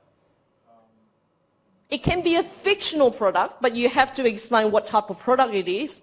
It could be something that is around already. A lot of students just use an existing product that's maybe already available, but improve on it, enhance it a bit more, add certain features. We have this. There's been how many different types of water bottles in the world? Or they might say we want to export some natural kind of products from Australia, like Australian wine or Australian beef, Australian wheat. It can be as common as that. However, the challenge for you is to then explain how you're going to take that product into those markets. Because chances are they may be producing wheat in that country. They may have their own wine brands. Why should they accept a foreign brand? Yes, at the back. What if the product is already existing in the international market? Can we get the data from them and not exactly the same data, and we just manipulate a little bit with our ideas? So would that be a part of plagiarism or something? okay. You can make up a company, like company XYZ that's based in Australia, and it may be an idea that you've seen overseas or a product idea or service. You can make things up. That's not really considered in our scenario plagiarizing material. If you cite, if you copy text, if you take materials from other sites, other sources, just make sure you reference it. An idea, it's like, maybe India is the one that came up with the water bottle or a particular thermal flask or a multi-purpose backpack that can save lives or whatever it is. It may already be available in that country or some other parts of the world, but you're thinking of taking that idea into other countries, and then you make up this company XYZ, ABC, that's based in Australia, internationalizing into your 3 chosen countries. That is where your creativity comes in. However, if you use information from that company's website, you need to reference that. That then doesn't put you in danger of plagiarism. Okay, but if it's your creativity, it's like a writer. There's no one that can come up with the most unique idea. Even writers borrow ideas from each other, isn't it? Sorry, yes. Can you justify the product without the references? Yes, good point. Now, you'll be surprised how many don't even provide references. So we say about 5, so probably choose carefully in terms of the 5 key references that you think are useful for justifying your product or your chosen country. So you can use more if you want. We'll be very impressed. We just don't want you to spend too long in coming up with your research of references to support, because it is only 500 words. So we don't feel that it's fair if we impose a 10 references limit and so on. So 5 will be reasonable. But by all means, if you want to put 10, that's fine too. Okay, so that's all I need to say about assessments. Yes? What if these 2 different groups have the same idea and they clash? Actually allow the idea or how it works? Okay, so the question is, what if 2 groups have the same ideas and potentially clash? Will we allow that? And how is it going to work? Now, you may come up with the idea of Australian wine, okay? They may also come up with the idea of Australian wine.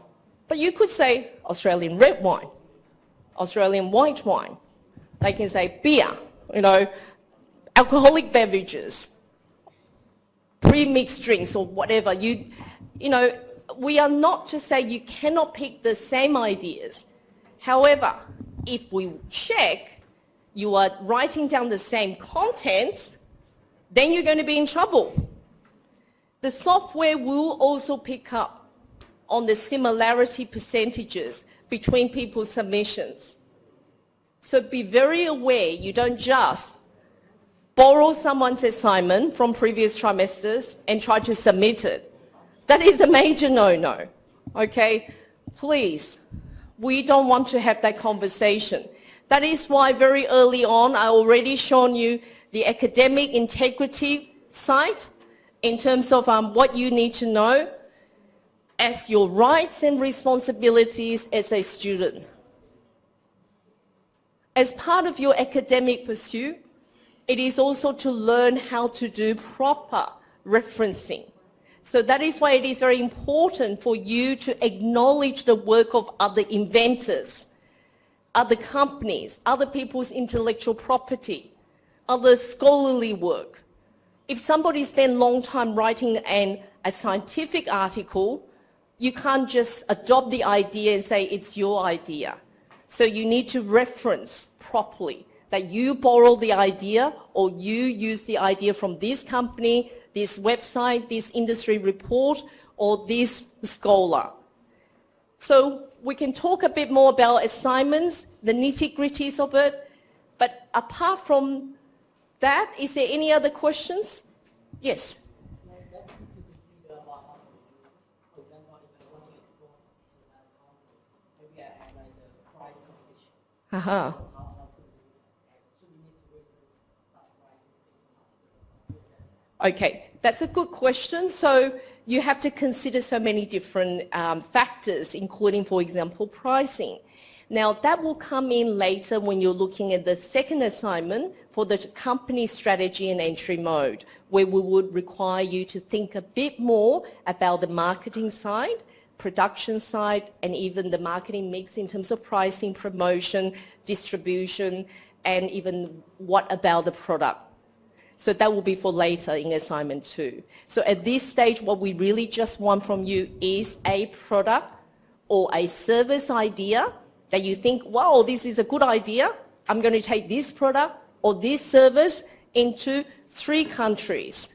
And the 3 countries just can't be your birth country. So if you're from China, you don't cover China, but your team member can cover China. If you're from Malaysia, you can't cover Malaysia, but your team member can cover it. Or you might choose the Netherlands, Ukraine, US, England, okay? So you just have to come up with a product or service idea and the 3 countries in your proposal. And give a little bit of introduction about your idea, what kind of product, what kind of service, and why the 3 different countries, okay? So, we've talked and you've sat there for a long time. I'm going to officially give you a break. We have 1 more hour to go, thereabouts. Take a 10 to 15 minutes break. Do come back because we're going to then move on to this week's material on globalization. Okay?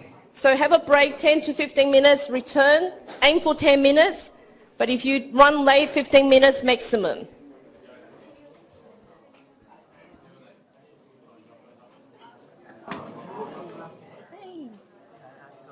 Yeah.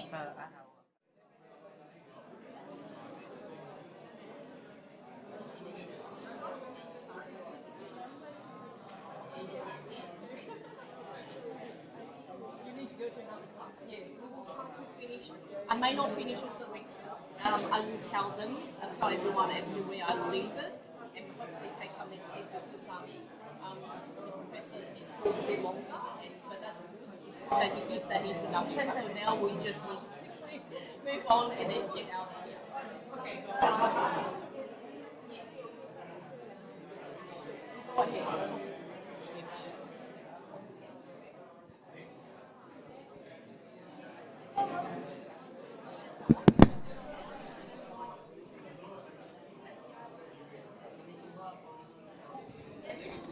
Okay, everyone, let us make a start again.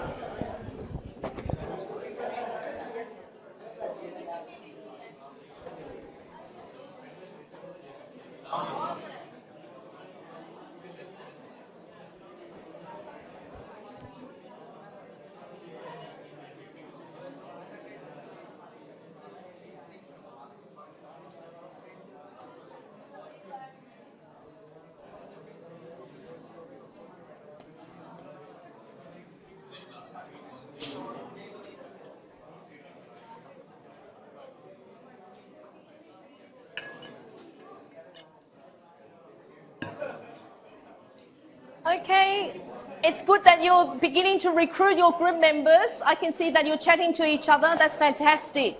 Now, I'm afraid I have to get you to be back on your tables and so that we can get started again. But don't forget to take down details, contact details from each other. Now, we encourage you to communicate via our Deakin student email system. But the reality of it is that I know everyone's using social media. So feel free to exchange details if you want, or phone numbers so you can text each other. Start thinking about the formation of your groups. Now, I had a few people who asked me just during the break, what if I cannot find group members? Now, I understand it is quite daunting to go and talk to people that you don't know. Some of us are more introverted, others more extroverted, and that is perfectly fine. Others work full-time and have to rush in and out of class and therefore may not get a chance to meet everyone. So do post a message on Cloud Discussion Space. Now, you will see on the top the discussion tab. If you click on it, you should be able to see a space known as recruiting group members, as my understanding. Oh, find group members here. So post a message here to introduce yourself. If you're having difficulties, find group members. Give a little bit of brief introduction about who you are, what kind of expectation you have for the unit to recruit like-minded people. That way, you can then exchange your email addresses. For example, this gentleman has already posted a message. I think there were at least 2 when I checked this morning.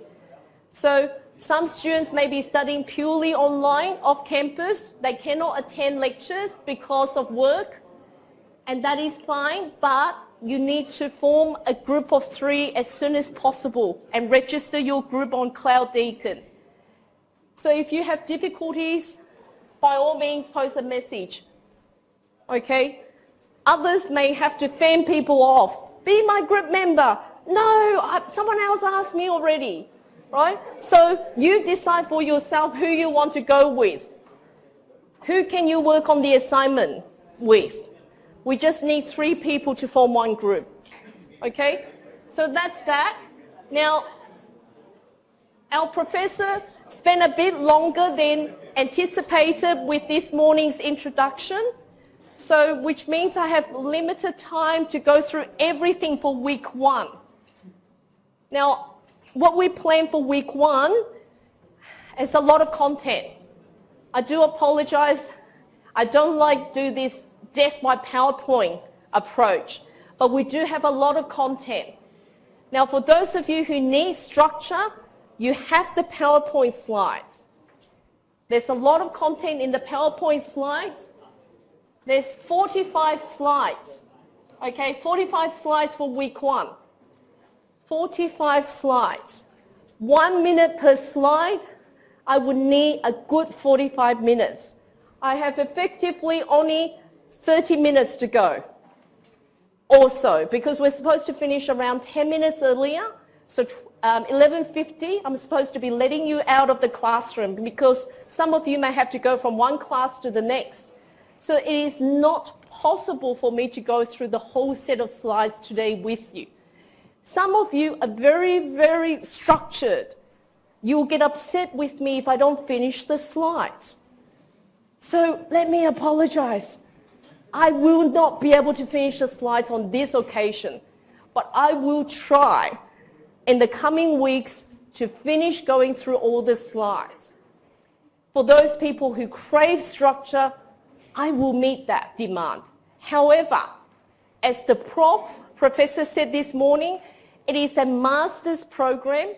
We're supposed to have a much more dynamic, interactive session. It shouldn't be a death by PowerPoint. I should not just stand here and then just deliver this set of slides. Now, some unit chairs really want that. If I don't finish the slides, they get upset with me. Our professor is very understanding. He wants the sessions to be engaging and interactive. The structure is there. You can read the slides. Where possible, I will go through them all. But it is not possible today due to the time constraints for me to go through every single point with you. But please read it. What I will do next week is after next week's delivery of next week's material, if I get more time, I will come back to where I left off with this week's material and go through the rest. It is more important for you to get this experience. Now, knowledge works in very different ways for different people. Some people prefer to take notes, actively take notes while I'm talking. Others prefer to listen and then they go away later and recall and then go through the notes, the textbook. How you learn best, you have to explore that. At master's level, at postgraduate level, it is also about self-discovery.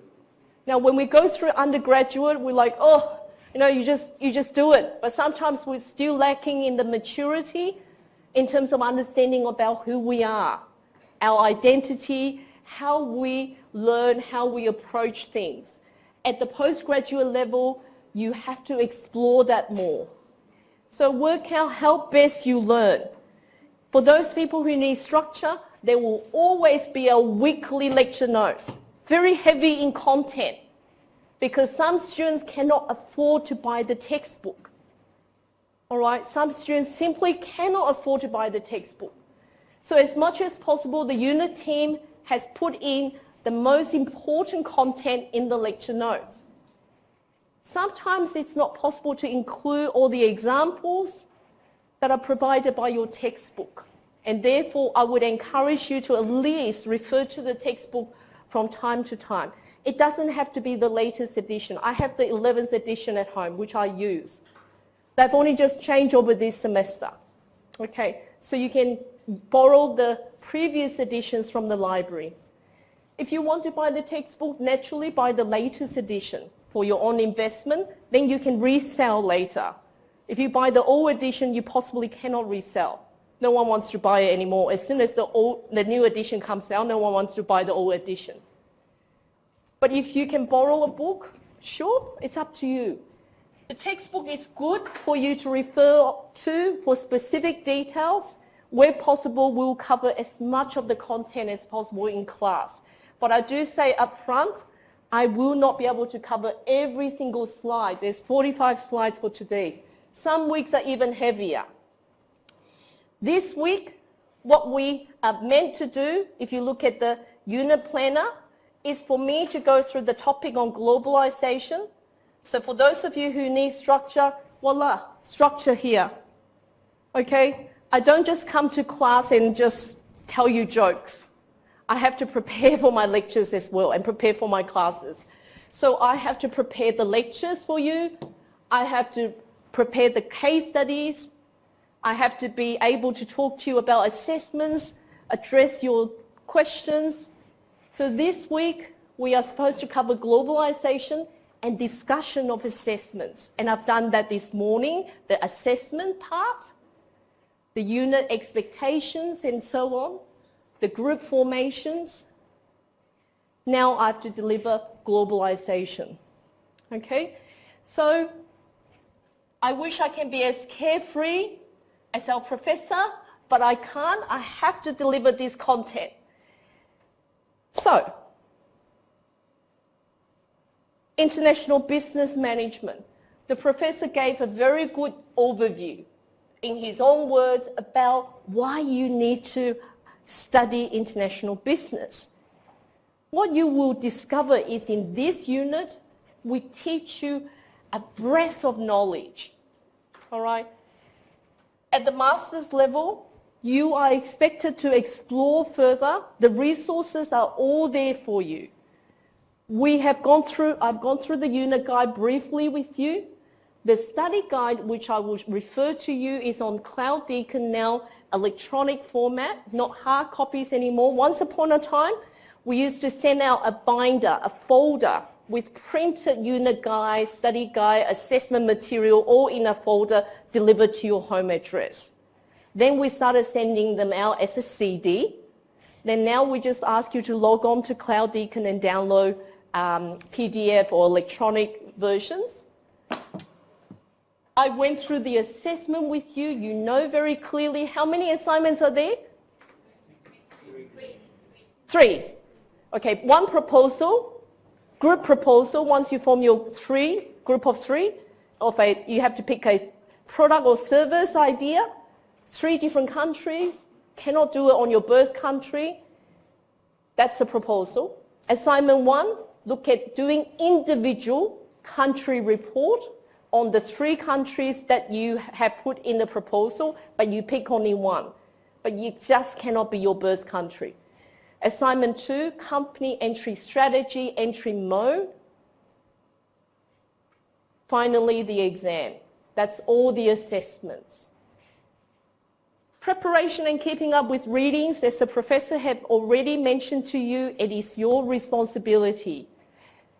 Doran and I will work very hard to deliver the program for you, but it is up to you. If you come to class, I'm here. I'm here every Tuesday morning working with you.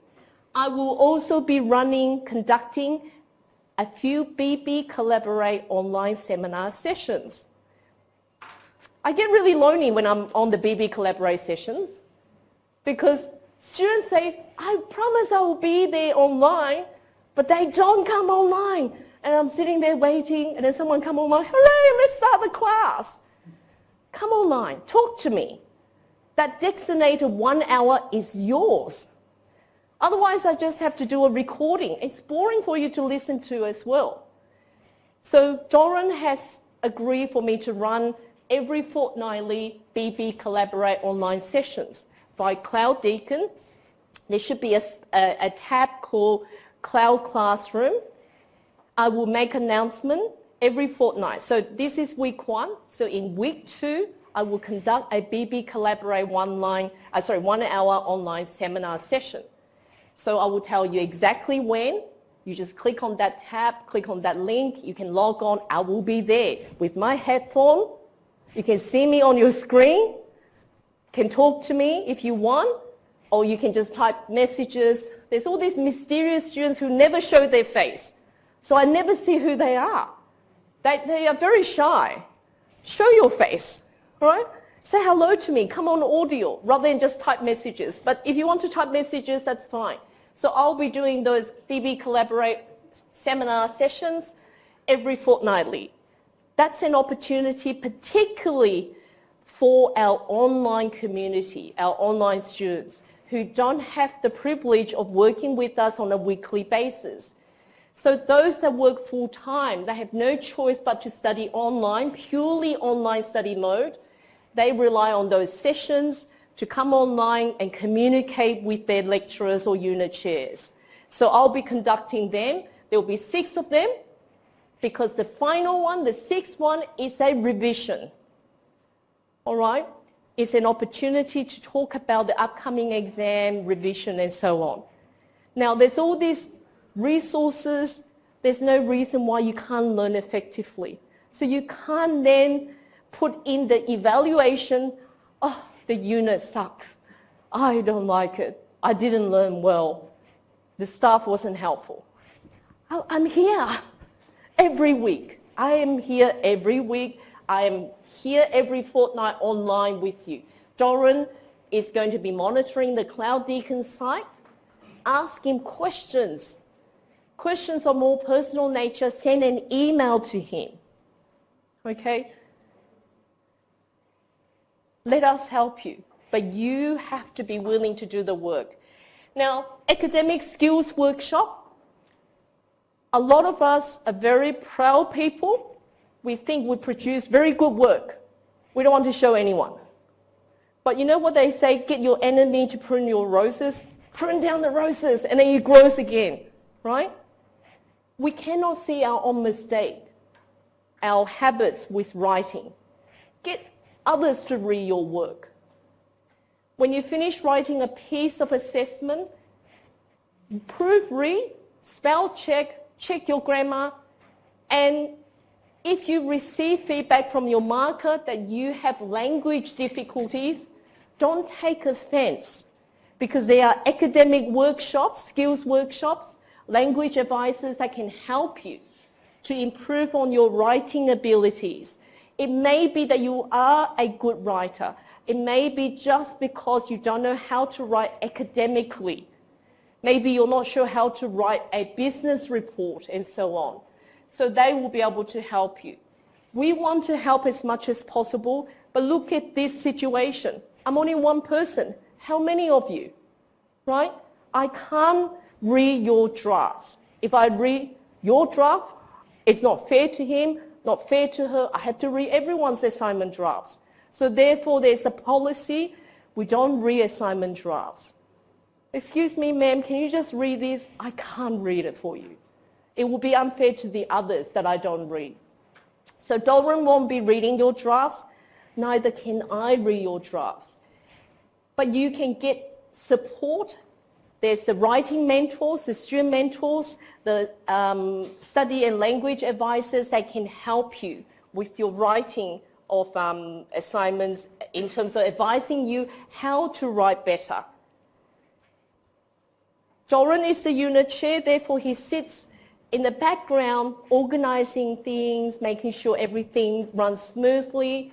The plan initially, I think there were talks about that perhaps I run the other class as well, but Doran is actually now running the other class and also doing the online answering of questions. So any emails, questions posted on Cloud Deacon, he will be answering them.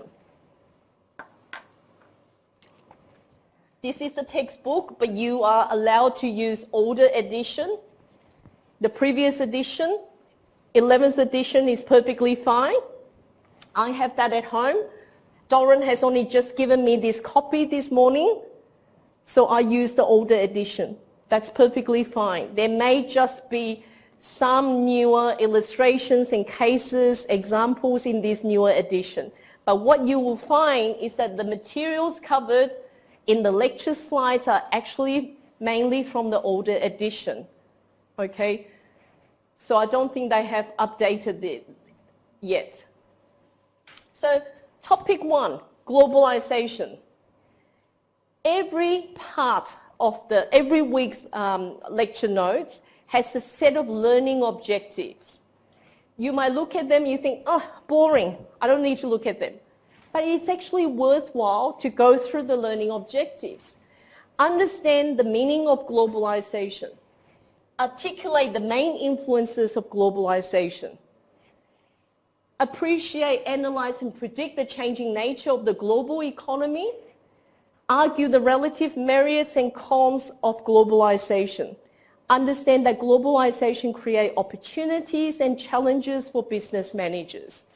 They're just words. What do they mean?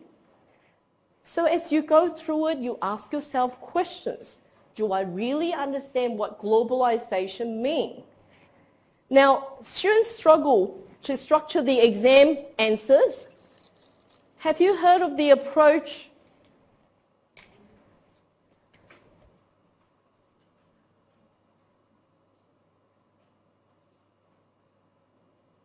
DEA? DEA? No?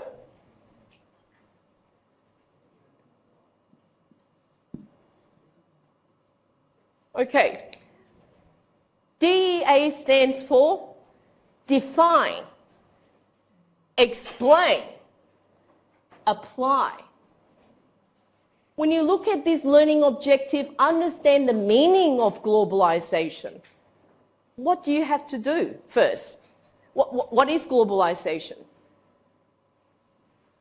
So you first define the terminology, okay?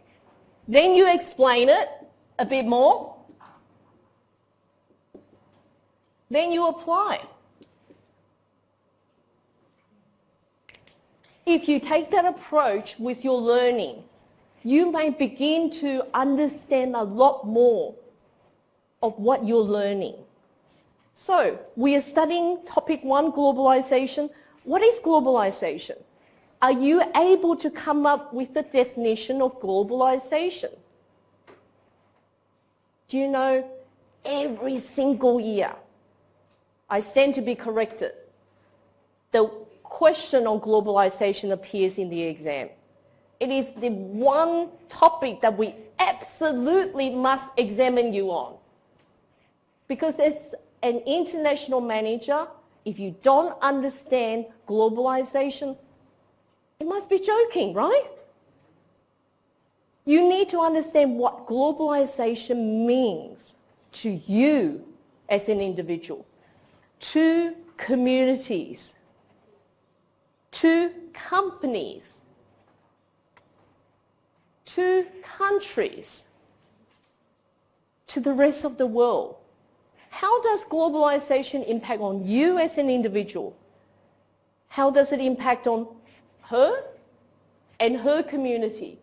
How does it impact on Deakin University?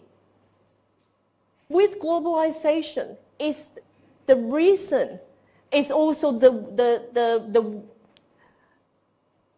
way the world works in such a way that you are here today. As part of globalization, you're going abroad to study.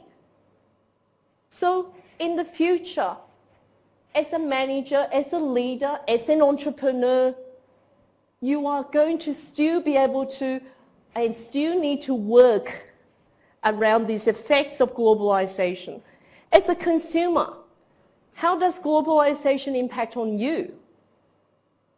You are now able to purchase products which wouldn't have otherwise been available to you in your home country if it's not due to globalization, right? Products, Australian wheat, Australian beef, you can enjoy it in India, no doubt, right? In Malaysia, in different parts of the world, no? Okay. I assume that it should reach there, right? We here enjoy products from India, from other parts of the world, from China, very much the effect of globalization. So you need to be able to define the terminology, you need to be able to explain a bit more, and you need to apply the concept to analyze maybe a case study or to talk about something. So that's why remember the DEA framework, define, explain, apply. Now I mark exams for this unit and other units as well. And students will begin answering an exam question clearly, not understanding what the question is asking them.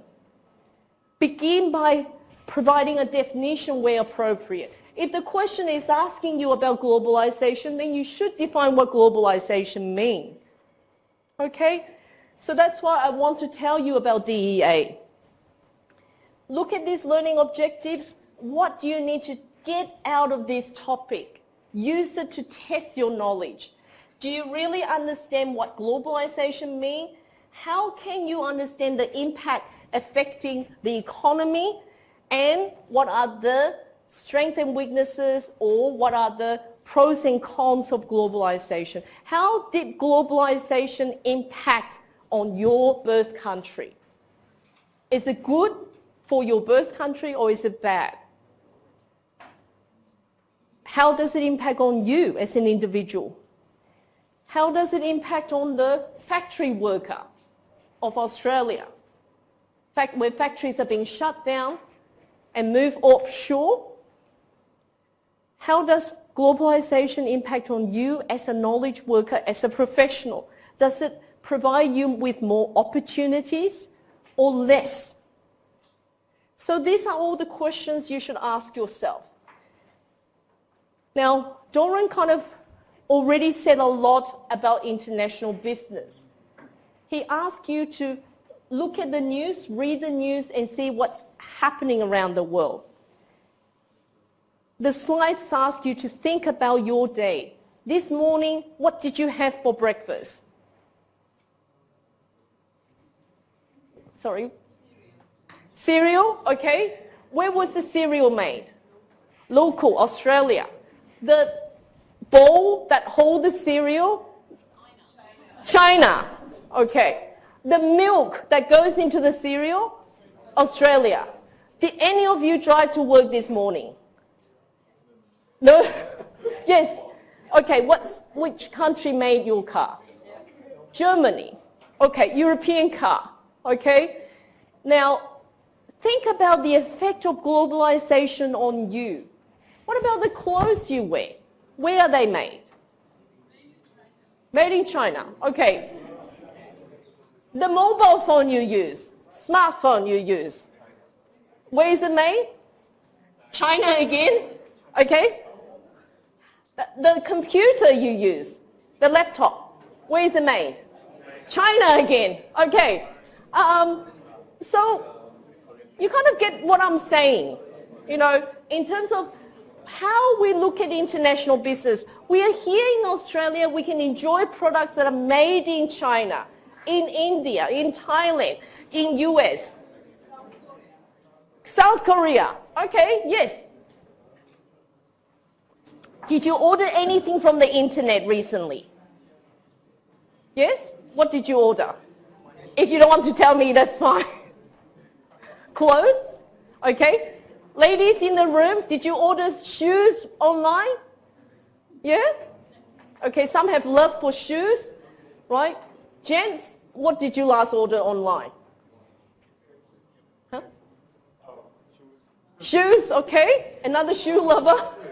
Okay, so why? You know, we talk about the country of origin, but do you know nowadays it is really, really difficult to know where things are made.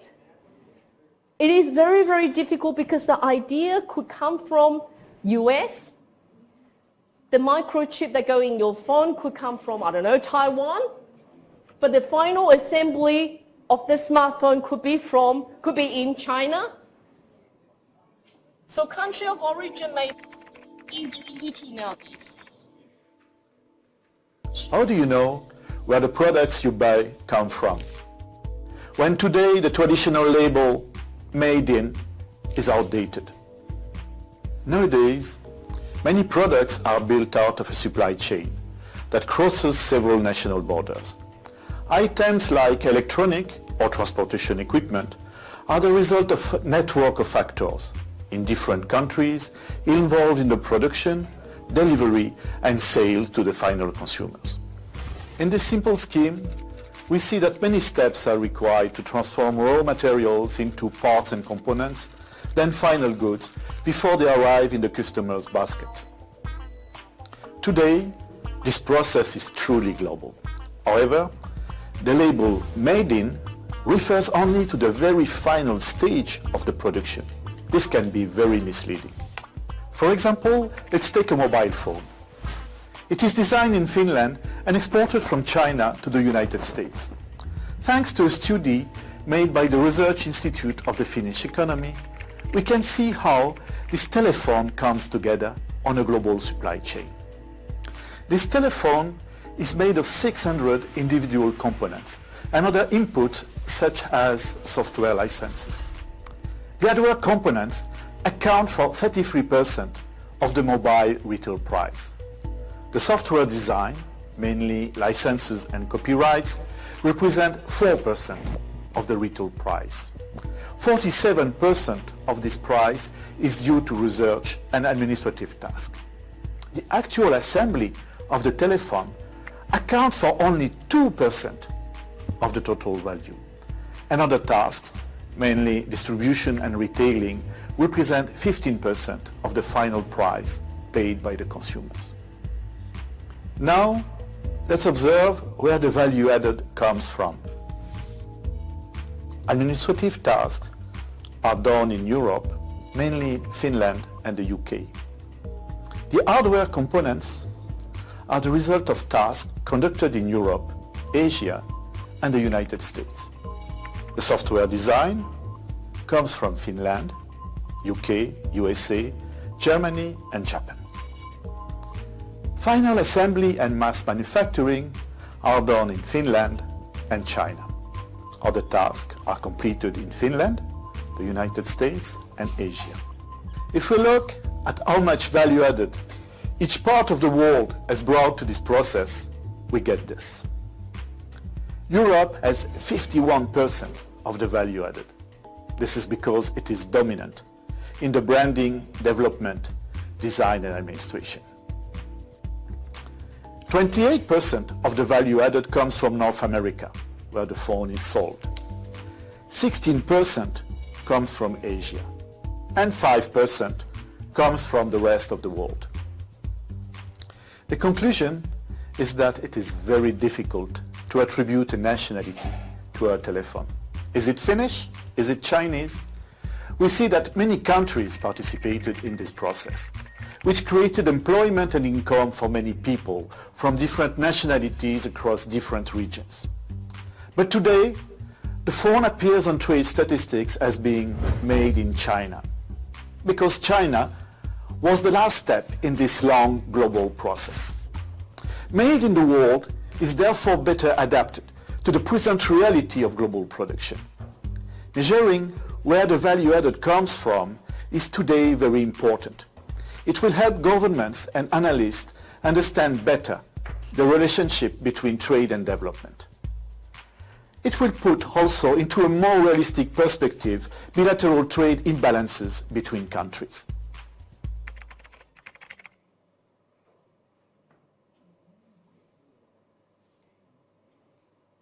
Okay.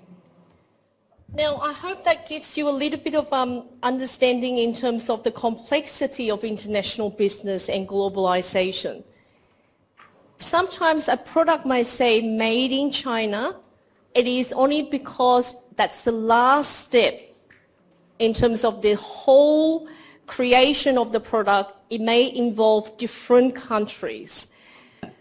So you need to think a bit more about international business. Now, international business is defined as the transactions between parties from more than one country. We can all be involved in doing some form of international business. When you come to Australia, if you notice some opportunities, some interesting products or services, you could take the Australian product and export it back to your home country.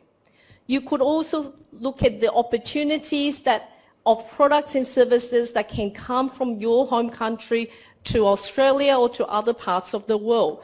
So how does international business differ from the domestic business? When you cross national boundary, right, you're no longer just domestic. However, nowadays, because of the digital technology, you can be based anywhere in the world and you can engage in international business as well. So international business is now much more readily available and widespread. So crossing national boundaries.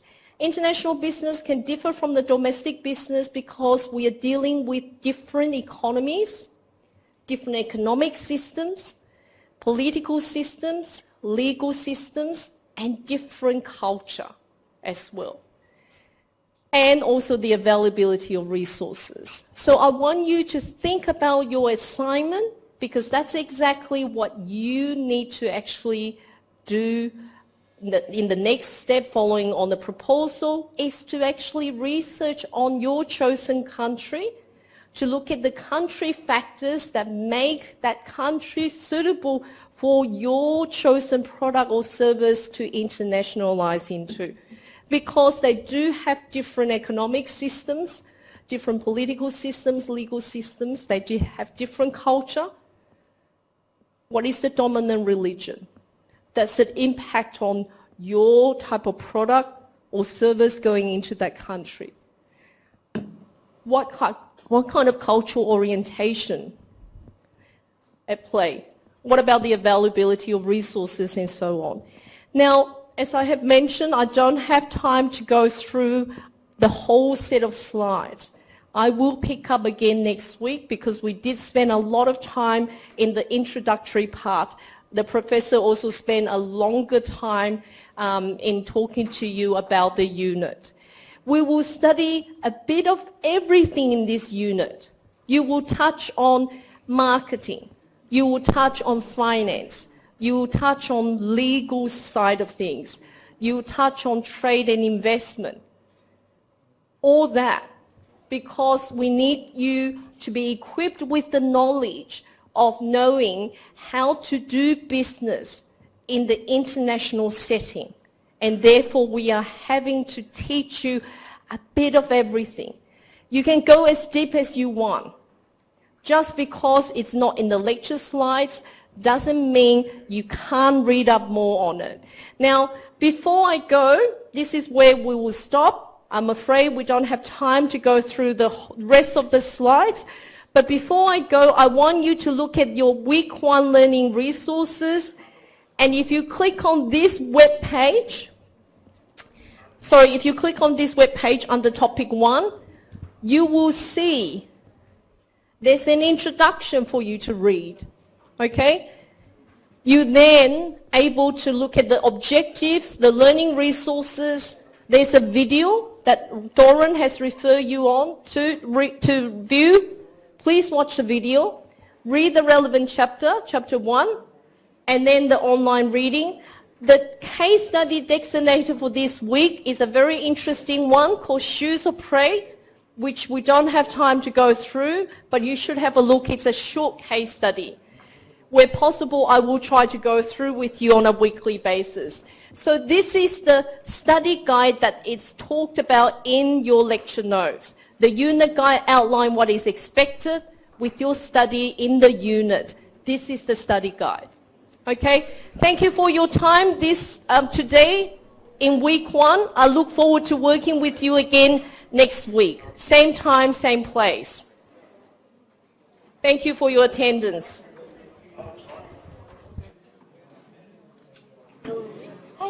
Question for each of our members. Yes. We are gonna come up with our target country that we are going to do the proposal. Yes. So are we supposed to mix our ideas together in just 5 words? Yeah, just pick the one.